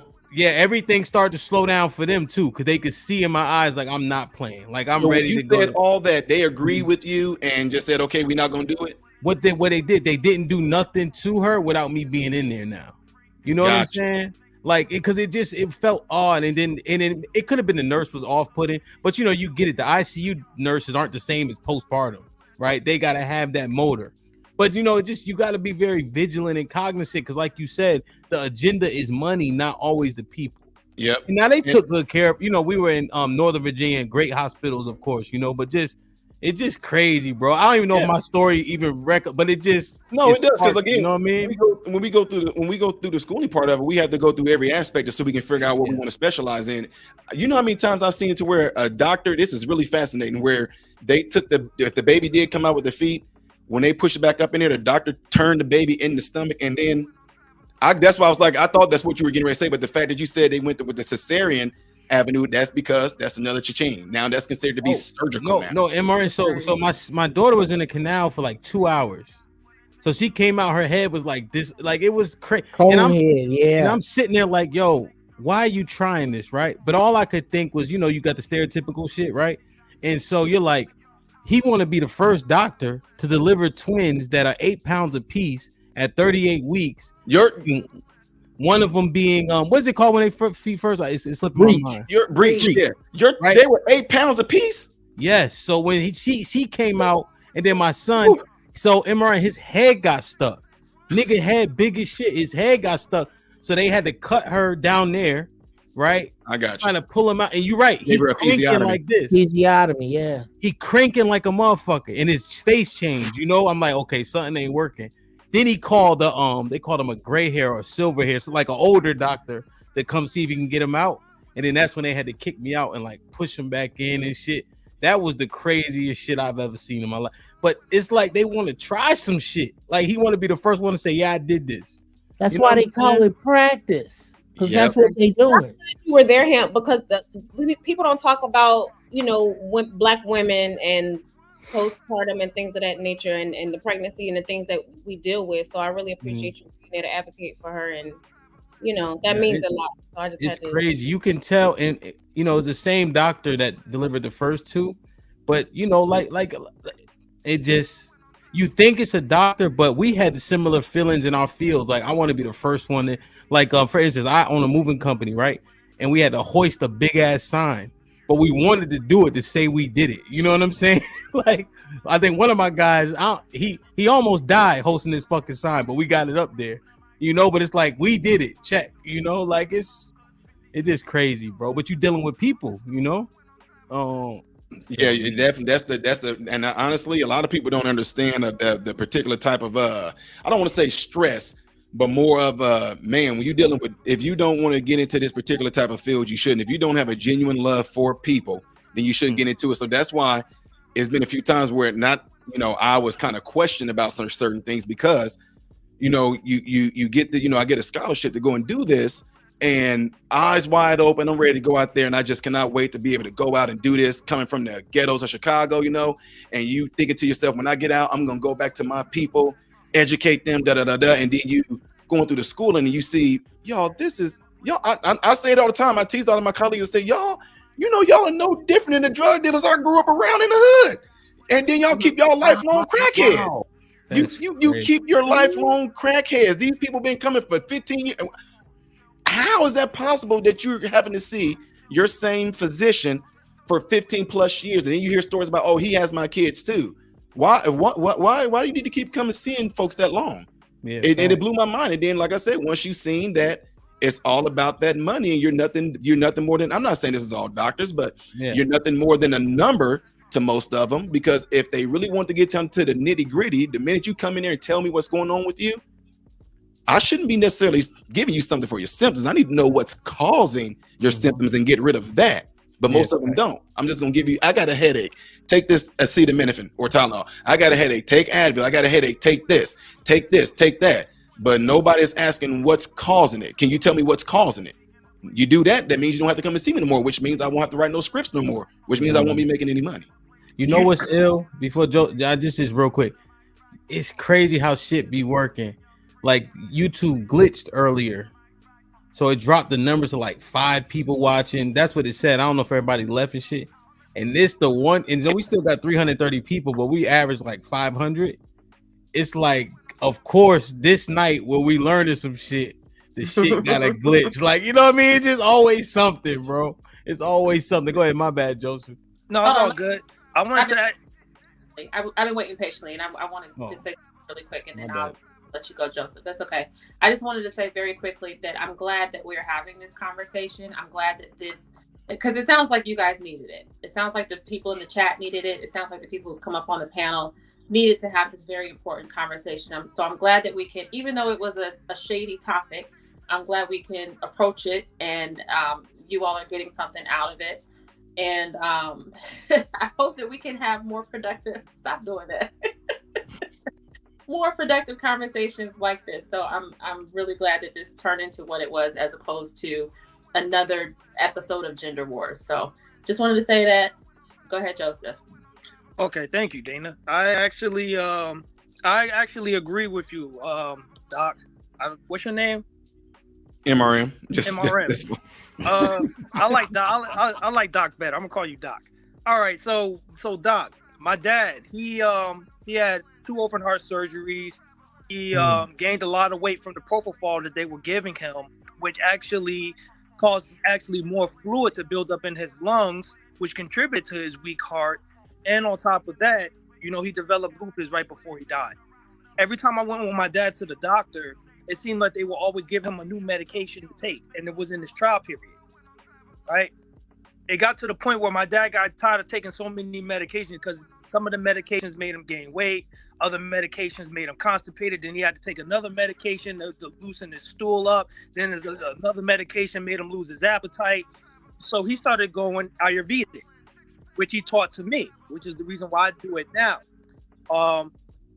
What is your take on mental health medications, like psych meds?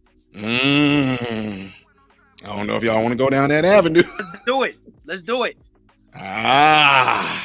Okay. Again, if you, first of all, I seriously, when it comes to stuff like anything that we're talking about when it comes medically related, always have it as a foundation that I hate to even say I'm trying not to say that because I'm not into it. But anyway, you have to always put yourself in the mind frame that it's always going to come down to that money. Remember I said earlier, if we can push something through legislation, through the AMA, and get something diagnosed as an illness, we can treat it medicinally. Okay. So why, if whatever we call it mental health, and this is what a lot of people hate, what we're calling mental health, that seemed to have been just a really crazy trending topic as of like the last, to me, it felt like 5 years, right? When I was even going through school, that was unheard of. People just dealt with life situations, you know, what we might call a little bit of depression, whatever like that. But and some niggas was crazy. Yep. You got some people, I mean, come on, like even, man, look, in Cabrini Green in Chicago, I mean, there was people that they got mental health. Like that, those some them crackheads and folks, they got some issues. But the ones that are classifying themselves as mental health today, they got mental health just from basic life issues. Things ain't going their way. Things are not fair. I should be able to have what I want. And the thing is, again, this is just what they do. You go in there, for example, in orthopedics, one of my patients came back to me, right? She came back and said, hey, here go this form right here. I looked at him, just asking her question, how's your hip doing? Da, da, da, da, da. She said, yeah, and apparently I'm depressed. I said, what are you talking about? Well, they gave me a form up there, you know, Cindy them gave me a form up there and I filled it out. And it told me that if I answered, you know, 4 out of the 10 questions on there, then I'm depressed and I need to go, wait, what? So I'm like, do you feel depressed? I don't think I am, but according to this, so many people based off of that will go and see someone and they're going to tell you, yes, oh, yes, I understand. Take these pills. It's only to get you hooked on something so you can get money out of them to charge it insurance, plain and simple. So let me give you an example.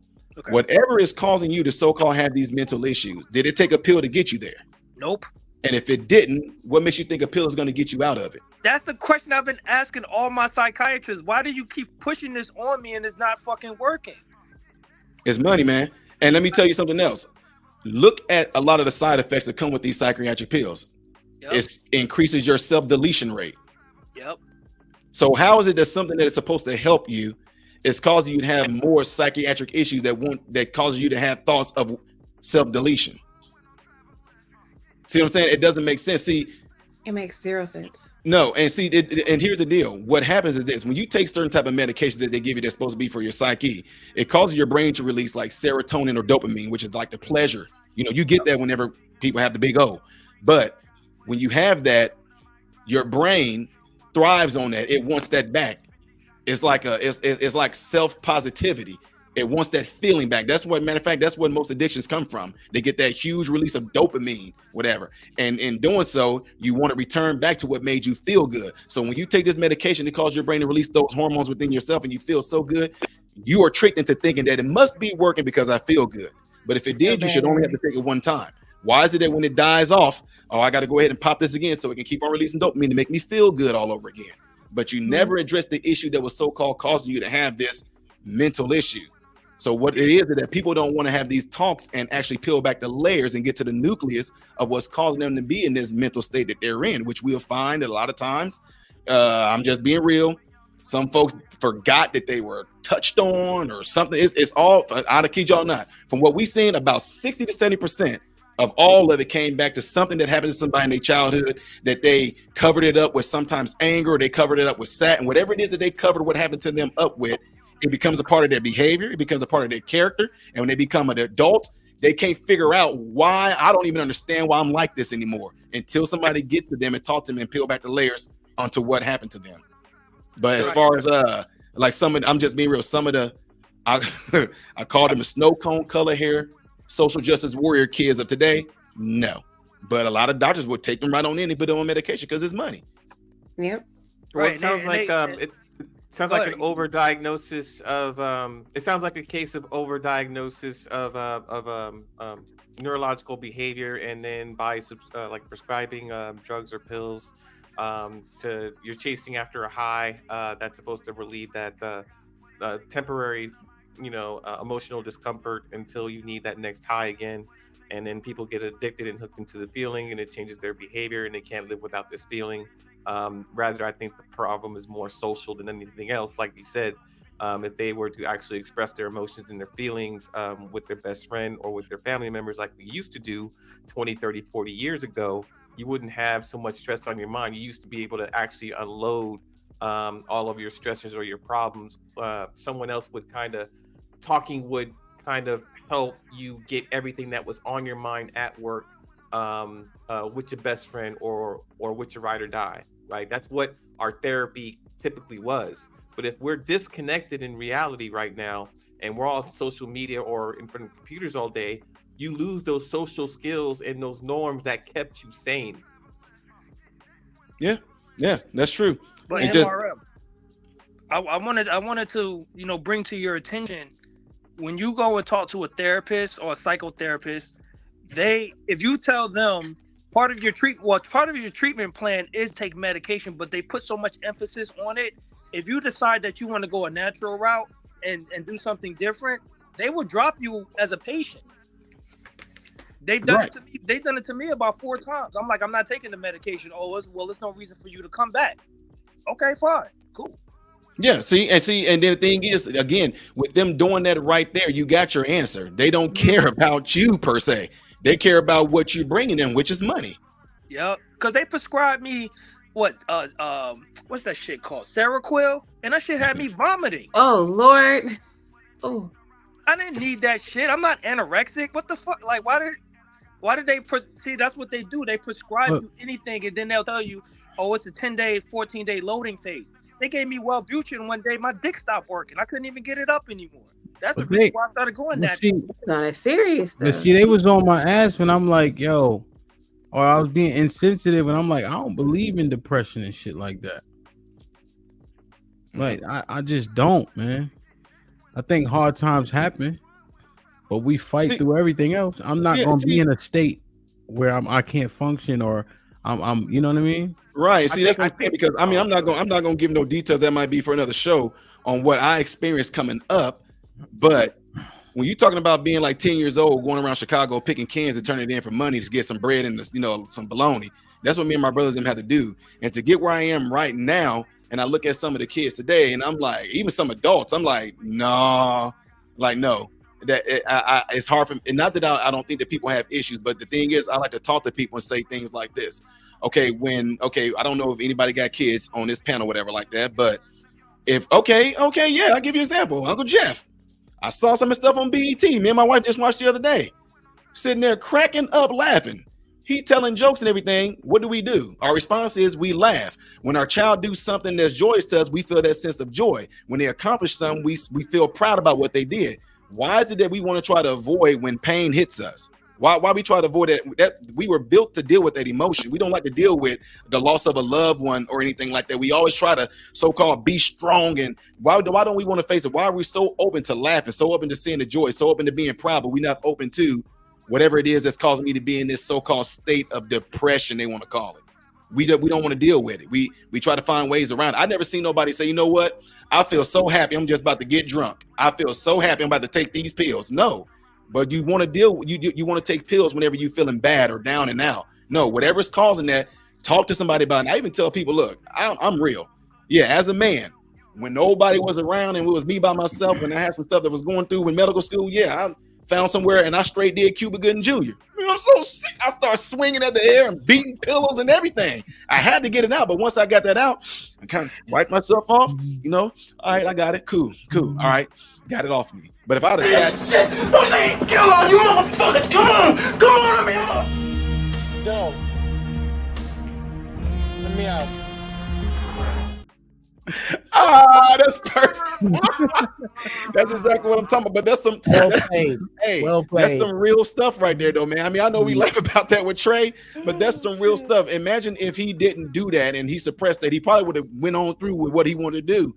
You know what I'm saying? So, but imagine if some people that's bottling things up like that, you go see a psychiatrist or a doctor and they want to put you on some medication. It's to me, like I said, I get into it with a lot of my colleagues all the time, but to me, that's crazy. Yeah, no, that's good, man. That's good. Now you acknowledge like there's people out there that's hurting, that really got something.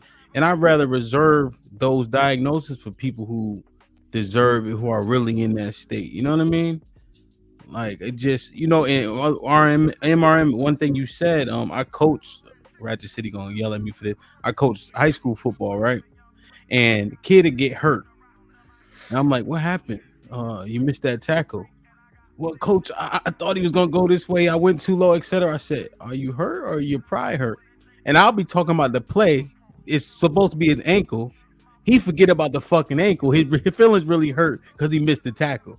Then I'm like, all right, come on, let's go. You got one play, you be back in the game. All right, they run his $5 ass to the sideline. I thought his ankle was hurt. You know, it's usually something. Not to say the ankle didn't get twisted, but if you make that tackle and the ankle twist, you gonna get up and celebrate. Yeah, you know. Yeah. So just interesting, you know, when you're articulating it. You know what I mean? Oh, I wanted Seroquel is prescribed all for schizophrenics, but it's also prescribed to people with eating disorders as well. I just wanted to acknowledge somebody who said it in the chat. Marijuana is too.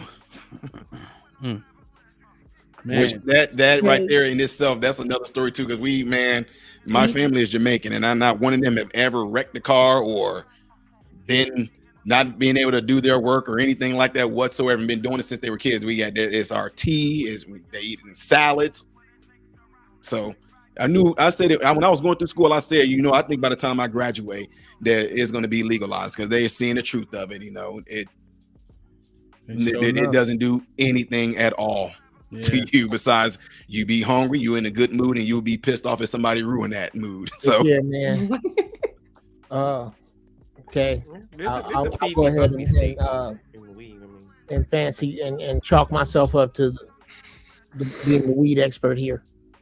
How long, Jeff? How long ago? They could just fix the smell. I would definitely smoke. I'm longer than me, but I'm just asking.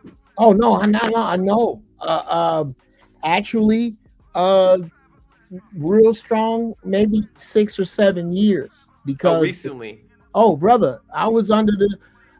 It was just around the time when I started to look at shit and go, well, no, I had done it. I had taken this look longer, but the point is, on every major subject that Black Christians had informed me, they were wrong. Diet, wrong. History, wrong. Science, wrong. Geography, wrong. Weed, right? No, you're wrong about that too. And anybody who has shit in their mouth about weed needs to watch Fab Five Freddy's documentary on weed, where you find out that weed was only made a pariah because of money. Everybody here has heard of, or maybe not, heard of William Randolph Hearst. He was this ungodly rich white man at the beginning of the 20th century. This dude owned a gang of newspapers, and he owned miles of trees. So he was basically printing his own money. He found out, imagine, newspapers are made of trees. Most newspaper companies have to do a deal with people who own trees. He owned newspapers and trees. He's scot-free. So anyway, he found hemp started to become popular. Hemp, there are 1,000 things you can do with it, and you can make paper much cheaper. So he started a smear campaign on weed and got the same dude that caused Billie Holiday to die, Harry Anslinger, to start a smear campaign to say that weed was what made white women screw Black musicians and made them go crazy. And the movie was called Reefer Madness. Yeah, I saw that. And that's it. That is literally it. There's nothing other than that derogatory out there about weed. That's real talk. And I'm not talking about the shit they spray with chemicals. I'm talking about the shit you just cut up and let wait. Bruh, knock it off. If you get that's selective ignorance. That's just like the word nigga. You have to be ignorant in order to find it taboo. Right. One of the things that I told you, like, I'm so different because I'm so unorthodox from the rest of the people not all of them. There's a lot of folks that I work with that are all, they're in the same profession and they are Black too. And we just talk about a lot of things when it comes to this. Is that, like I said, I have family members from Chi-Town all the way to St. Louis and everything, Tennessee, that this was the lifestyle we came up around, was that life. And I just never thought that when I got into the white collar world that there's more people in medicine that's strung out on stuff than there is people on the streets. I'm talking about shit like doctors, doctors, nurses, and what's even more fascinating is that a lot of them get upset because I don't know what it is in people's mind that think that just because something came from a very, sterile environment and it looks really clean and they're hooked on this stuff, like they're any better than the crackheads I grew up around in Cabrini Green. I'm like, they matter of fact, the stuff that's coming from the hospital is way more addictive and way stronger than anything I've seen on the streets. Yeah. I mean, when people are, we know when the nurses are using, we know when the doctors are using. And it's our job to call them out on that. And it's just amazing that you will sit there and judge the people that's coming in, some of the very people that we treat. You will judge them. I just can't believe they're hurt. And I know you sitting there hooked. You high now. Oxy. Like you hooked on Oxy right now, which is way stronger than cocaine and heroin. Like this. That's why, and they hate when I do that to them because I'm saying don't do that because I came from that. So if y'all gonna say something about them, then I'm gonna say something about what you on right now too. Yeah. That Oxy's the devil. Man. Oxy have you giving head behind the grocery store. Man. That's the biggest reason why now technology has to kick in. That anytime them nurses take something out of that tray, a computer is the one giving you that pill and it's counting and telling you, I just gave this pill to register nurse Tracy. That computer is telling that because if that patient don't get it, they're gonna Tracy, come here. Look, come here. We need you to do this blood test real quick. We need you to pee. Or they'll sometimes they dropped it. Man, come on. You seem to always be dropping the Oxy. You're not dropping in the Proxen or anything else or acetaminophen. Right. You keep on dropping the Oxy, Tracy. You dropping no aspirin, nigga. You dropping Oxy. You ain't dropping these suppositories, are you, baby? Yo, man, let me read these super chats and get some final thoughts. But this been dope, man. Damn, man. Of course it has. All your friends are dope. Indeed. Shit like that. Perfect. Darren Woods with the $5. What's poppin'? Shalom. He says Ecclesiasticus 37:29-31. God told you niggas don't eat so much meat to prolong your life. It will make you sick, but you don't have to go vegan. Yeah. Darren with the $2 says Shalom Hemp and panel, by the way. Salute, my brother. As A with the $5 says, Doctor, how did he catch COVID twice? No shade, Joseph. A lot of people. I can answer that. No, you don't have to. That's regular, man. People was getting that shit. It's like the flu, bro. Don't worry about that shit. Kaylon North with the $2 says, good job, Joseph. Yeah. Thank you very much. Congo with the $10 says, MRM, question. When addressing ED from the root, doesn't it start with your liver, the biggest organ? If so, liver supplement with milk thistle, dandelion root, beetroot, and zinc. Well, I'll answer. Yeah, that's true. But if you want to get it in optimum, it's going to be y'all can probably look at like, what the heck? One of the best ways to get your liver in the most optimal function to where it can start to just completely cleanse out not only your system, but also get rid of a lot of any type of free radicals in your body, which is like precancerous cells, is through a coffee enema. Wow. See, God, I remember man. the coffee enema. That's crazy. As Abe with the $2 says, as doctor, can a woman be too tight for a man? Yes, and that's very painful for them. What? For a woman, it is. For women who got a small vaginal canal, it's very painful for them, and Lord, it can stretch, but it no. Are there as many of them walking around as we think? Yes. Lauren, you got confused at the wrong time. What? You don't know. Never mind. Let me. Jesus Christ. They know all this. It didn't take me to answer that. They live and tell you that. It was just an awkward question. Kaylon with the $5. Not if you look at it the right way. Yeah, like, come on, Lauren. You like too tight. Come on, bro. You wildin'. Kaylon with the $5 says, this show is fire. Fuck relationship talk. This is real knowledge right here. 100. You know, I actually was not hesitant, but I was wondering how the response was gonna be for the show that we did on Monday. Uncle Jeff, was you? No, you wasn't there. But we talked about the 96 shots, etc. Dexter Reed. We kind of walked it down, and there was actually a lot of engagement for that too. I was kind of surprised, pleasantly surprised though. You know, the shooting in Chicago, the boy with all the police. You saw that one? No. But see, that's the issue right there. Is that there are so many that you have to be specific. Yeah, touche. That's the ugly. The ugly also in it is that and I'll just say this and I'll shut up. There's only one way out of this, and it's love. Black people have to love. We have to love ourselves so much. Save that for Tuesday. Allow things to be done to us, and we still play along. Yeah, Black people will have played along in misery for so long, but this was refreshing to hear my brother MRM speak, because when I was young, nobody speaking like this.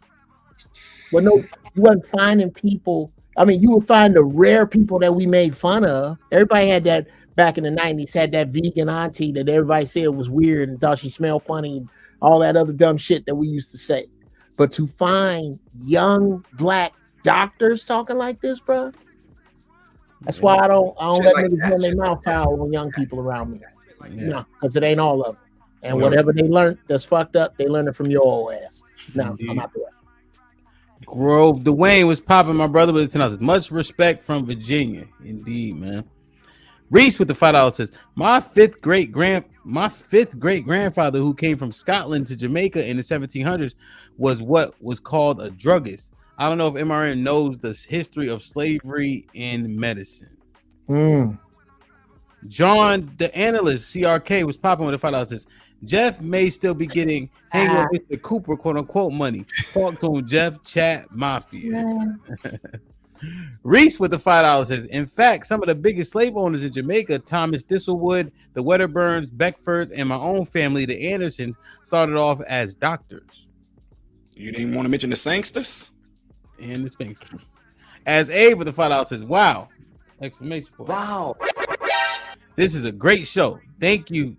At DJ, sounds like the doc willing to return to us. He left me on red in the email. I'm telling everybody. Reese Anderson with the $2 says, MRN. Hello, you kidding? Most Jamaicans are diabetic. Nah. Wow. Bum rise. Man. Oh yeah. I know they eat better than I do. Yeah, now my wife is Jamaican. My dad's Jamaican. I would argue that the Jamaican diet is better than the Black American diet. Oh my God. It is. My father will be 89 this June. But not even that. I mean, God bless your father. But just generally, but y'all be wilding though. They had this they was all speaking that gibberish, and then they pulled out. That's why mine. Yeah, that's what I said. They all speaking gibberish. Wild. And then MRN, they come out with a goat head in some soup talking about. I'm like, I said, y'all niggas is bugging. Was it curry?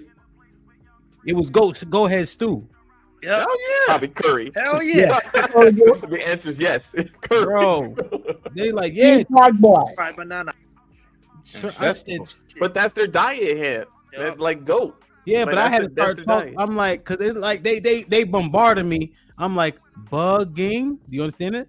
You're bugging. Yo, I learned some dope shit in Jamaica, Ham.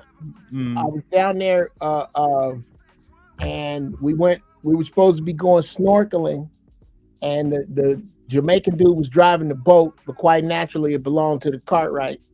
So this Cartwright on the boat was going, okay, we're gonna snorkel right here because I wanted to show you this reef, and we could have went to the other reef, but this one's much prettier. But there's barracuda in the water. And now, should you encounter a barracuda, there's no joke here. Swim backward, but don't run, because a barracuda will naturally take off a leg. No niggas got out of the boat. He's like, you can go all kinds of stuff. Hell yeah. We don't need to see shit over here that bad. And he talking all like, dude, we don't do that. But when we got back to the shore, the Jamaican dude was talking about the white boy said barracuda is poisonous. And the Jamaican spoke up and said, not all of the barracuda poisonous. The white man don't know which. Damn, man. The reason they know, he said, what you do is you take that barracuda and you cut him open and lay him on the beach. He said, if the ants go to it, shake it off, you can eat it. But if you leave it there long enough, the ants will go around it. That one is poisonous. He says the same thing with candy. drop candy upon the ground, see what I'm. They aren't go around it because it is poison. Yep. Uncle Jeff, I'm remember like, they did that experiment with the dog and Dang. McDonald's? Animal dogs will eat anything at some point. They won't even Dogs eat McDonald's. catch yet. They won't even eat McDonald's. They put a Big Mac and some fries and the dog They own sniffed it shit. and walked right away. Y'all be hating on McDonald's hard. McDonald's it's not real food. Not the pit You're bull I eating, had. you're eating sawdust. Literally. Well, goddamn. How long y'all trying to live? Don't say that too loud. You're gonna have some people argue and say, well, that's if you're not fiber. trying to- that's great news, Lauren. Now that I know you're not trying to live that long, the next time you're in the car with somebody, ride out on the hood. Y'all try it. I'll try it. I ain't gonna lie. You ain't got to try it once. It's something about that Chick-fil-A. I mean that fish fillet, man. Nah, the fish Fry with fillet. mac sauce on it. The fish fillet, or are you saying Chick-fil-A? Fish fillet. Because that Chick-fil-A, now- it wouldn't surprise me if they had crack in it or something. Don't say that now with Nah. Chick-fil-A, because now my wife, that was her spot there because all their Chick-fil-A stuff. Now they actually came out with an article last week saying that they're no longer going to be doing organic grass-fed chicken anymore. They're going to actually be doing GMO. So Word. that killed it. Yep, Chick-fil-A. It's about We need salmon. to stop eating fast food. All that shit does is make y'all gassy. You never had that shit. a fish fillet. Air? before? We're mad about air. Natural air. EBD. Broccoli gives you air. Air. That's hilarious. EBD. You asked about a sugar a soda replacement. Doc, I need you to. I'm gonna run this by the doc as I give it to you. This is what I drink in place of soda when I want one. You know how they have like the carbonated water in the can? Mm-hmm. Get some Yeah, there you go. No. That has something else in it. I'm talking about purely carbonated water. Get some carbonated water and blue agave. Blue agave does not cause an insulin spike. Then take whatever lemon. I usually do lemon, lime, and sometime I'll do some tangerine and put those together. And that is a delicious soda with no bullshit in it. And it's all you can get natural. that, It's sweet. Right, you can get a carbon machine too, and then if like you like, because I juice big time, you can get a carbon machine and whatever juice you do, you can put that on in there and spray that to make it push it in there and make it fizz. But there's also a brand called Olipop. All their stuff is non-GMO, probiotic, and plant-based. And it's cane sugar. It's called Olipop. I know that's just disgusting though, but it's healthy for you. And also infuse your water. Like that helps with digestion. Put a little lemon, a little lime, a little cucumber, a little I do that. I do that at the gym. Like that's my gym water. I'll put fruit. I'll put orange. I put lemon, lime, and then squeeze it all in, And you and need then to actually go. infuse it. You need to go to the weight section at the gym. Wow. I do weights all the time. No. Not. I'm talking about weights. Don't let Like him you try to talking play about? you. Wait, hold on. The free ones. Hang on. Don't let him Free try to ones. play you. Hang on. Free ones. I do free The weights. free ones, not the machine. Free one. I do. Free ones. The ones Actually, with I the do, little numbers. No, that's not it. Ham. Yes, Real sir. talk. Mm. When you get to a certain point, when I was 19, I was weighing 135 pounds. I could bench 250, 260. I was strong as a fucking ox. And I had to stop because I started to hear my bones creak. What happens as you age is that you naturally lose bone density. If you want the proper amount, that's why I put it in the back chat. If you want the proper amount of resistance training, you need to look at these dudes called the bar stars that work out with just their own weight. Yeah. Calisthenics. That that is much healthier for you, bruh. Not because of your muscles, but your joints. Right now, I'm paying for that shit. Every morning I wake up, and when it rains, every dumbass thing I did reminds me I did it. And Yes. Oh, okay. I thought that was. I got a remedy. I got a remedy for that. Have you ever ate ginger slices and drink cinnamon tea? No, we talking about Cinnamon tea pumping is iron. great for inflammation. I love you. It I is, love but you. it's- He But knows all here's, that. I love you, but here's what I had this morning. Okay. Apple, celery, carrot, dandelion, ginger, cilantro, mint, juiced, and I juice enough for today and tomorrow. And I do that twice a week. On the days I'm off, my wife makes smoothies of fruits with ginger. And I'm telling you, when you get older, you're going to feel that shit. It doesn't stop me. I like to say, I'll be 59. I ain't going to dance around with no regular dude. But if you got a regular 59-year-old uncle, I will whoop his regular 59-year-old ass right in front of everybody. I'm good for 59 because of the things that I don't do. But one of those things that, and I fucking hated it, Ham. I hate it. I had to, you're going to, at a certain point, you're not going to be able to lay under 325 like that, nor should you be.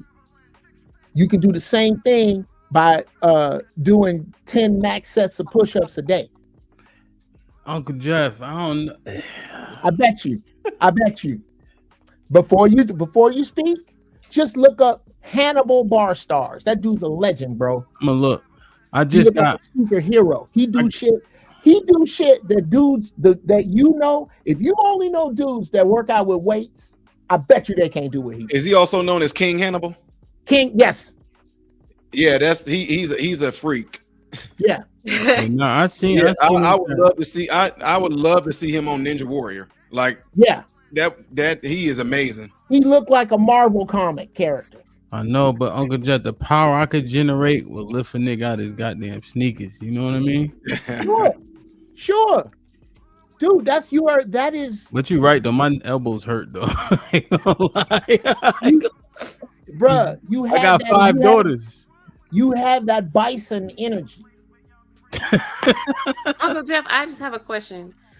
So like, here she go with a left field question. Go ahead, Lauren. Fuck up the man conversation. She reminds me so much of my daughter. She looks a lot like my daughter. It's fun. It's amazing. Go ahead, sis. It is based on diet. Jesus Christ. Why? I can't hear.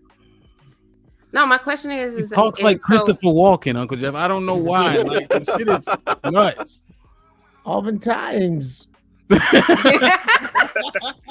Lauren. You go ask. Leave me alone. I can't. I am sick. Leave me alone. So like with the diet thing, Sends his regards. Yeah. You know how I love money. I hate it here. Oh man. Go ahead. What's your question, baby? You gave up meat, Yeah. and Pause. y'all know all. Keep going. Y'all know all these things about eating healthy. Uh-huh. Does the taste get better after a certain time, or are y'all just ignoring the fact that it don't taste good? Well, a number of things. Number one, I haven't lost the nigga. You think I stopped eating chicken wings because they taste bad? Over a steak. Look here. I'm gonna give you Uncle Jeff's secret barbecue recipe sauce. I start with Kraft. Like I'll go get some Kraft barbecue sauce. Then I'll get per 2 bottles, I'll get a half a bag of brown sugar, a half a bottle of honey, a half a stick of butter, soy sauce, Worcestershire sauce. You might have a steak. I would marinate my chicken in that overnight. And then I would put it in the microwave for 10 minutes to make sure that the middle gets done so that when I put it on the grill, it's not undone in the center. Everything finishes in a photo finish. And then I slather some more of that barbecue sauce on it. And oh my God, I'll kill wings. But I realized it was killing me. And it was putting me on borrowed time. So I started to learn how to cook other foods that are I tell you what, I will send you a recipe for oyster mushroom and jackfruit burritos. No, like I actually had to try all of that when I was in school. So that's what I was trying to. Huh? Did somebody black make it? Yeah. Oh, okay, then maybe. No, I went to school for nutrition and like culinary. Oh, nice. Oh yeah. So that's why when people talk about certain stuff and I know she don't use it. No, I don't even have a microwave in my house. I still love. I hate to say it like that. You don't actually work in a medical place as a nutritionalist? Not yet, because I didn't complete. Put him in the fucking bedroom. Get him out of here. Come on. I was gonna say because I work closely with people like you all the time. You see? Yeah, I didn't. Could have got you a job, nigga. Right? Graduate. I just got you a job. know. Nope. MRI, don't say nothing else. Boy, we could have got her a job. But when I've tried a lot of the what's considered healthy and like herbal and Can we go back to school? Can we go back to school? Why you not in school? I'm still in school, but I'm trying not to get any student loans, so I only go for like one class at a time. This nigga's scared. Yeah, fuck them student loans. But Lauren, I would say to me the taste, like I switched up the way I eat. To me, over time, the taste just got better. I just learned how to cook and substitute different things. Like I still eat meat. Don't get me wrong. I just don't eat a lot of it. Yeah, so I do eat more plants and veggies these days. So wow. Well, one of the things I would say that I always say this on certain panels is that a lot of people don't know this. Make sure you don't do no type of table salt or like iodine salt. Make sure it's some shape, form, or fashion of a Himalayan or something like that, or sea salt, because what they don't tell you, like I said, I always go above and beyond what I'm supposed to. I want to figure out, like I told y'all, if somebody give you a symptom, I want to know what's causing it, right? Yeah. So I'll try, when you go to a point of saying how, when y'all want to know, like, how does salt cause high blood pressure? Although realistically, sugar causes high blood pressure way more than what salt does, way more. So what we found out is that salt itself that you get from like out of the store is made in 3 parts. It's one part salt, sodium, 1 part sand, 1 part glass. So when that gets into your system and you eat it and it gets dissolved, well, the body can dissolve the sodium, but the body won't dissolve the sand. That comes out with your poop. But the glass, the little microscopic glass, when it goes through your system, is scraping on your blood vessels. And when it scrapes on your blood vessels, your body responds by sending cholesterol there. When it sends cholesterol there, that's when you get the clotting. And that's when they say you got high blood pressure, because now the blood can't get through that buildup of cholesterol. Then they'll turn around and tell you that you got high cholesterol. Instead of saying the reason why high cholesterol is being done to you is because you're eating this salt and it's scraping your blood vessels, which is causing your body to release more cholesterol. But what they do, you got high cholesterol, now we got to give you something for cholesterol. And it's not the cholesterol that's the issue. It's the protein that's producing the cholesterol that gets sent there that's the issue. So that's what I'm saying. So I always tell people that. So when people always wonder, what is it about salt? Go get sea salt or get Himalayan, and you won't have that problem.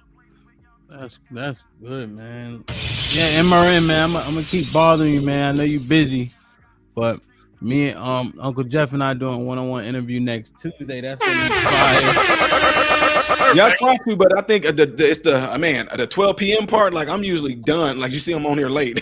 I'm usually done with everything by like 4 or 5ish, something like that. Because I also do the mentorships and everything I do with these different places and different individual children. So well, I can move it around. I know that time slot is tough. I just like it. You know what I mean? But nerd. It's a nerd slot.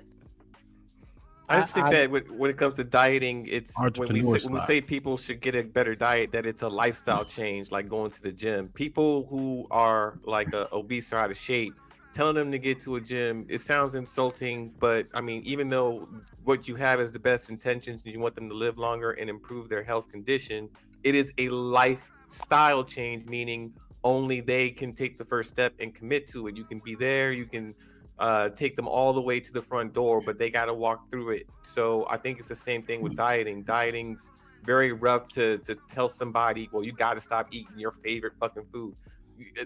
That's why I asked about the soda thing, right? Because I just think it's one extreme to the other, and if we don't have any kind of like middleman to kind of wean yourself off of the toxic stuff into the cleaner stuff, then it's harder for them to cut that switch all the way on. Like, how are you going to tell dude who just had a pizza now go quit eating pizza, quit eating all your favorite food, and eat this salad, or you're going to die? Because he's dying. I get it. But what I'm saying is they're not going to do it. That's the point. When you tell them that, they're not really going to do it. I ain't gonna lie. I wish y'all had the same dad as me. My dad didn't give a fuck about none of that shit. Shit was soft. It was soft. Like that, like men, we gotta get back to the level of that. Like, yo, you don't got no toes in 6 months if you don't eat pizza. if you keep eating pizza. That's what we told our guy. We don't say, yo, okay, get this nigga a gluten-free pizza first. That's fucking crazy. You ain't gonna have no toes, my nigga. This. Right. Yeah. Like, I just hate the had this conversation with my wife today. This patient that's in one of my facilities, she made a threat that she was going to call state because like I oversee a lot. I'm in the position of directing over a lot of facilities right now, right? So we have clinicians that go in there. Let's just say if they're physical therapists, and this woman is 650 pounds, right? So God damn. Yeah. And so when she discharged from the hospital, she came to this facility, and I talked to all my clinicians. I let them know if there's an issue with this, y'all let me know. Put it on me. So they did their evaluation, and everything, and said this woman is at baseline. There's nothing we're going to do. We're not going to be able to get her to walk. We're not going to be able to sit her up. So she was threatening to call state, right? So she got upset with me because I said, I'm not going to risk my clinicians hurting themselves and their backs and being out of work and out of commission, possibly losing their jobs because you decided not to take care of yourself. She got mad and tried to call state on me, and it didn't work. And that's the truth, because she, as big as she is, now we got to take 6 or 7 people to roll her left and right and to sit her up and to possibly take a risk and stand in. So if they hurt their back, that means I'm going to lose some clinicians. Now I got to make phone calls to see if I can get somebody to come in, PRN, or call agency to come in because this person decided not to take care of themselves. And now my therapist or my nurse, and they're hurt now. I don't think she thought that through. Okay. Mm-hmm. If this goes to court, do you realize one of us is going to have to roll your fat ass in there? Hey, I'm talking Uncle Jeff. I'm talking to where they had to. This I'm trying to laugh, but they had to go and let her know that if there was a fire that broke out at the facility, we won't be able to save her. Okay, there's no stretcher. We had to put her on the floor on a sheet and drag her. We can't even do that, dude. You know what? I don't have any sympathy for fat Americans. None. If I mistake you for pregnant because you fat, not fuck me, fuck you. Because all this right here came through that little hole right there. That you did that to you. That's nobody. If you're not, that's these same niggas talking about which diabetes you talking about. Nigga, the one you on the way to. You are not on your way to type 1. That fucking peach cobbler. Wow. There you go. Fucking Hey, Marin, y'all gotta rent one of these for that heifer. Bobcat. God, damn. Oh, the sitter on that thing? Yeah, oh my goodness. The Bobcat is there. All right, y'all. Man, damn, man, this is and EBD, don't get me wrong. I thoroughly understand what you're saying, right? But we gotta stop that. Enough is enough, man. We are the most obese people when you combine us, women, men. I mean, we gotta stop babying each other, man. We gotta stop, like Uncle Jeff was alluding to. Love matters, and at the same time, love looks a bunch of different ways. Calling people out, holding them accountable, holding them close, putting their feet to the fire. That's love. Hey, can I say this real quick, Ham? Check this out. You're gonna say it anyway. You don't care if I say yes or no. Go ahead. Did you know? Okay, like what he just got done saying. Did you know that the people who are obese like they are, do you know they're actually malnutrition? Yeah, they're malnutrition. So the thing is, when you talk about them having an eating issue, well, most of the stuff they eat has no nutritional value in it, and it's full of calories. So if the body doesn't get the essential nutrients, everything that is needed, it's going to continuously send out a signal saying I'm hungry. It ain't that they're hungry; it's just that they're not nutritionally supplied, and that's why when I'm like, okay, for example, like when Uncle, I know since you juice, you can sit there if like me, I'll do like 6 carrots, 1 cucumber, 3 stalks of celery, thumb-sized amount of ginger, 2 Granny Smith apples. And I would juice that, and you talking, I eat once a day for one. That right there has you gone all day from morning up until the time I eat, like around 8 or 9 o'clock at night. It gives you that much energy you don't feel hungry because the body is nutritionally supplied. So a lot of these people that are obese and they try to sit there and tell them that they got a medical condition or anything like that, all it's going to do is just rake up money, and they don't even change their eating habits when they even go into the hospitals at all. And even when they get the surgeries and all that done, they know that they're going to return back to eating the way that they did before. Therefore, you got a lifelong patient. It's money. Take care of yourselves, folks. Make sure y'all eat right. There is no excuse for nobody not being healthy as they want to be, because y'all, I didn't have this when I was going through school. You got information at the disposal of your fingertips right now where you can look it up So there is no excuse. My sons went through school. There's no reason why y'all should be getting nothing less than a B. Y'all got YouTube videos giving y'all tutorials on how to do all this stuff. We didn't have that. So no MRN, excuse. but what's easier? What's easier to get someone to quit doing something cold turkey, or to wean someone off of it until they're completely done? Well, if like with I almost said his name, almost violated HIPAA. No, with this particular patient that we had, when we told him, you have to stop now. Yeah. You have to stop now because we're gonna be taking your toes. You have to stop now versus someone that the body sees symptoms is your warning already. Okay. None of us should be having like these headaches and these aches and this. None of us should be having that as a normal human being, unless older up there in age, things happen, arthritis possibly or something like that. But as a natural adult, none of us should be having these things. And if you are having it, that's your way of your body telling you, hey, a little bit of warning here. I keep getting these headaches. Your body's trying to tell you something. All of a sudden, I'm feeling like this. Your body's trying to tell you something.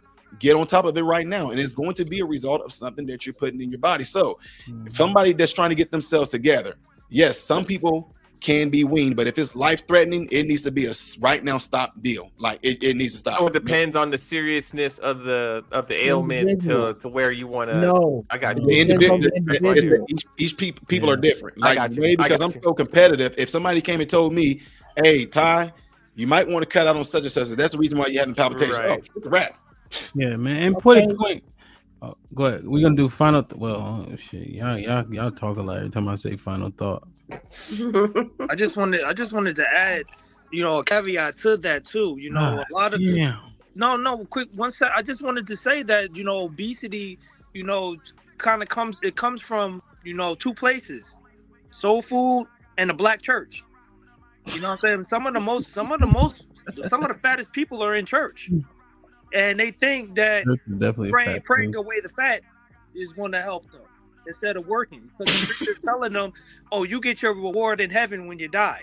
That's the same thing they kind of told the slaves, too. That's a whole nother show. Yeah, that's a whole nother show, man. Speaking of that, tomorrow's show. Oh, shit. It's going to be a pretty good one. It's called Prove the Israelites Wrong. Y'all wrong for dressing like wizards when it's hot. You're wrong for that. I just want to be able to wear friends out. So there will be got one brother coming. His name is Deacon Sakari.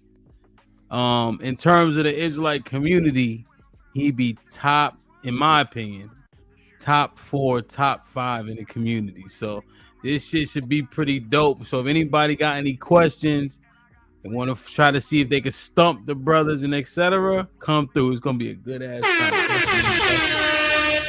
And Uncle Jeff, we had that conversation. We had fun with it. It ain't gonna be all stuffy and shit. It's gonna be good, but it's on though. I'm in awe. Real talk.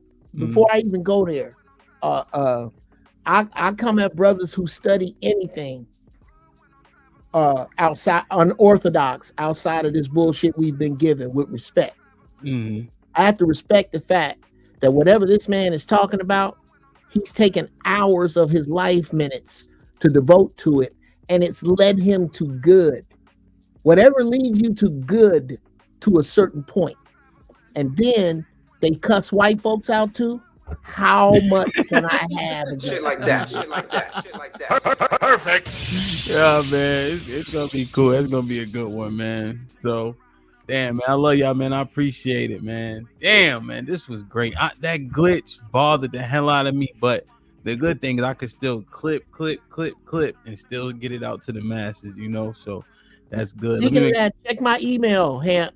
I sent you something. All right, cool. I'll check it when we get off. We got a couple more. Uncle Jeff. Oh shit. Kaylin said, Uncle Jeff, what's your email? If he let me send it to you, Kaylin, do me a favor. Email me at thismightberisky@gmail. If Uncle Jeff wants me to, I'll forward you his email. Woke but still ratchet with the fellas. Hell of a show, Hamp. Tell Lauren fine as I said hi, Miss Pearly voice. The 20 ball says Uncle Jeff is right. Hamp, I had to chill on squatting over 405. Was getting a lot of inflammation and joint issues on my knees. 38. We old now. That's a fact. Shit like that. Yo, Definitely switched up my leg routine with more high reps, low weight movements. Yeah, man. I feel you, man. It's just it's hard, man. Harrison with the $5 says, the more you know. Salute. That's a fact, man. Harrison, appreciate you, my G. What up, buzzing, birds, flip a dozen. Holla at your boy, you thought your cousin wasn't. Salute. Thank you for gifting the membership. Whoever got it, please maintain it. Callie Beverly tells us, damn, straight learn me, son. Thanks, MRM. That's a fact, though. Harrison Davis with the $5 says, if you are really lazy, people will meal prep for you. I think Lauren does meal prep. Mm-hmm. As Ava the $2 says, where have you been all your days, all our lives, doctor? Thanks. Yeah, man, MRM, man. He said, listen, you can't fire me, nigga. I'm gonna tell the truth. You know what I mean? Shit like that. Oh, Black Doozy Hauser. Yeah, man. I'm gonna see if I can get a one-on-one with MRM. That 12 o'clock slot is difficult for a bunch of people, so I might move it around. Yeah. You know what I'm saying? But it's the best slot, though, you know? Not. It's interesting as fuck. Right after meetings. It's really hard Yeah, to you know, it's L. Yeah, talk. Kim folks, salute. Yeah, I don't know if you've seen Sonetta. I respect the brother, but he been put in a whirlwind a few times, man. God damn, he gotta go back. He gotta go back. He gotta go to Egypt, then come back, then go back to Egypt, then come back to get on the good foot fucking with the brothers. I ain't gonna hold you. Salute to Sonetta, man. Damn.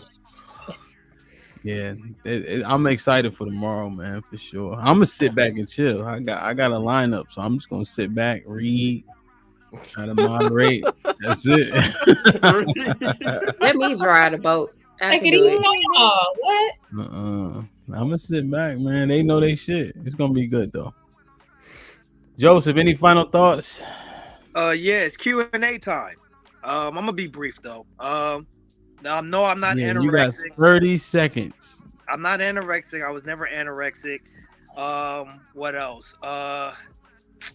COVID. I caught COVID in 2021. Used to work in New York, going on that god awful train. People sneezing, coughing, not washing their hands, touching shit. Came back with COVID. Got over in 4 days. Second time I caught it, I caught the stronger strand when I went to Las Vegas to visit my sister. She actually bought it in work. She works at the Aria Hotel. Did the same thing, got over it in 3 days. That's pretty much it. It was a good show. Very informative. I was glad you gave me a platform because I know a lot about this stuff too, even though I'm not a doctor. You know what I'm saying? I'm aspired to be. But it's effective. I would never come up here and lie to y'all, you know, or mislead y'all. So, you know, the Ayurvedic diets do work. Now, if you excuse me, I got to get on IG and try to find Dana. You know what? Matter of fact, I can't afford her. I'll see y'all later. Wow. Easy. Yo, EBD, any final thoughts? Yeah, just real quick. I like the conversation, right? It needed to be had.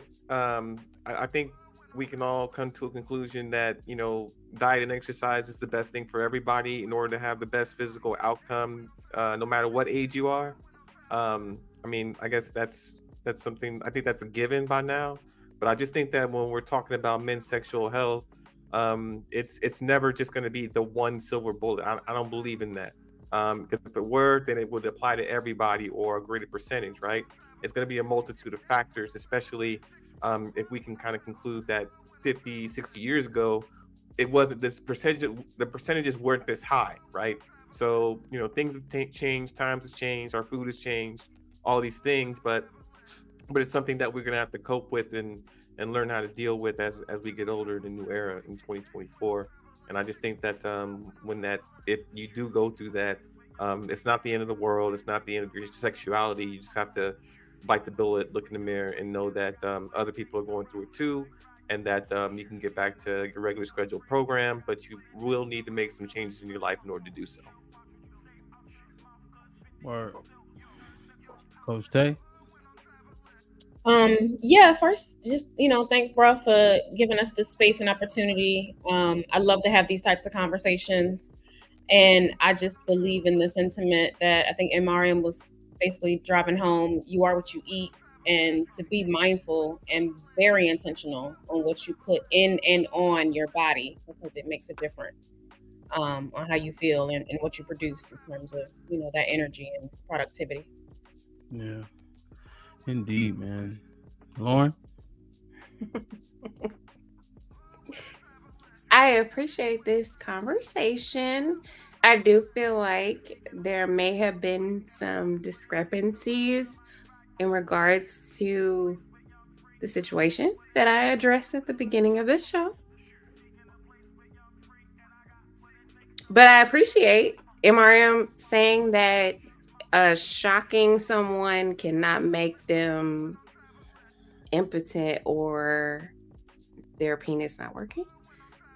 But at this point, I can't ask that person about it. So I appreciate You it. want answers. I want the truth.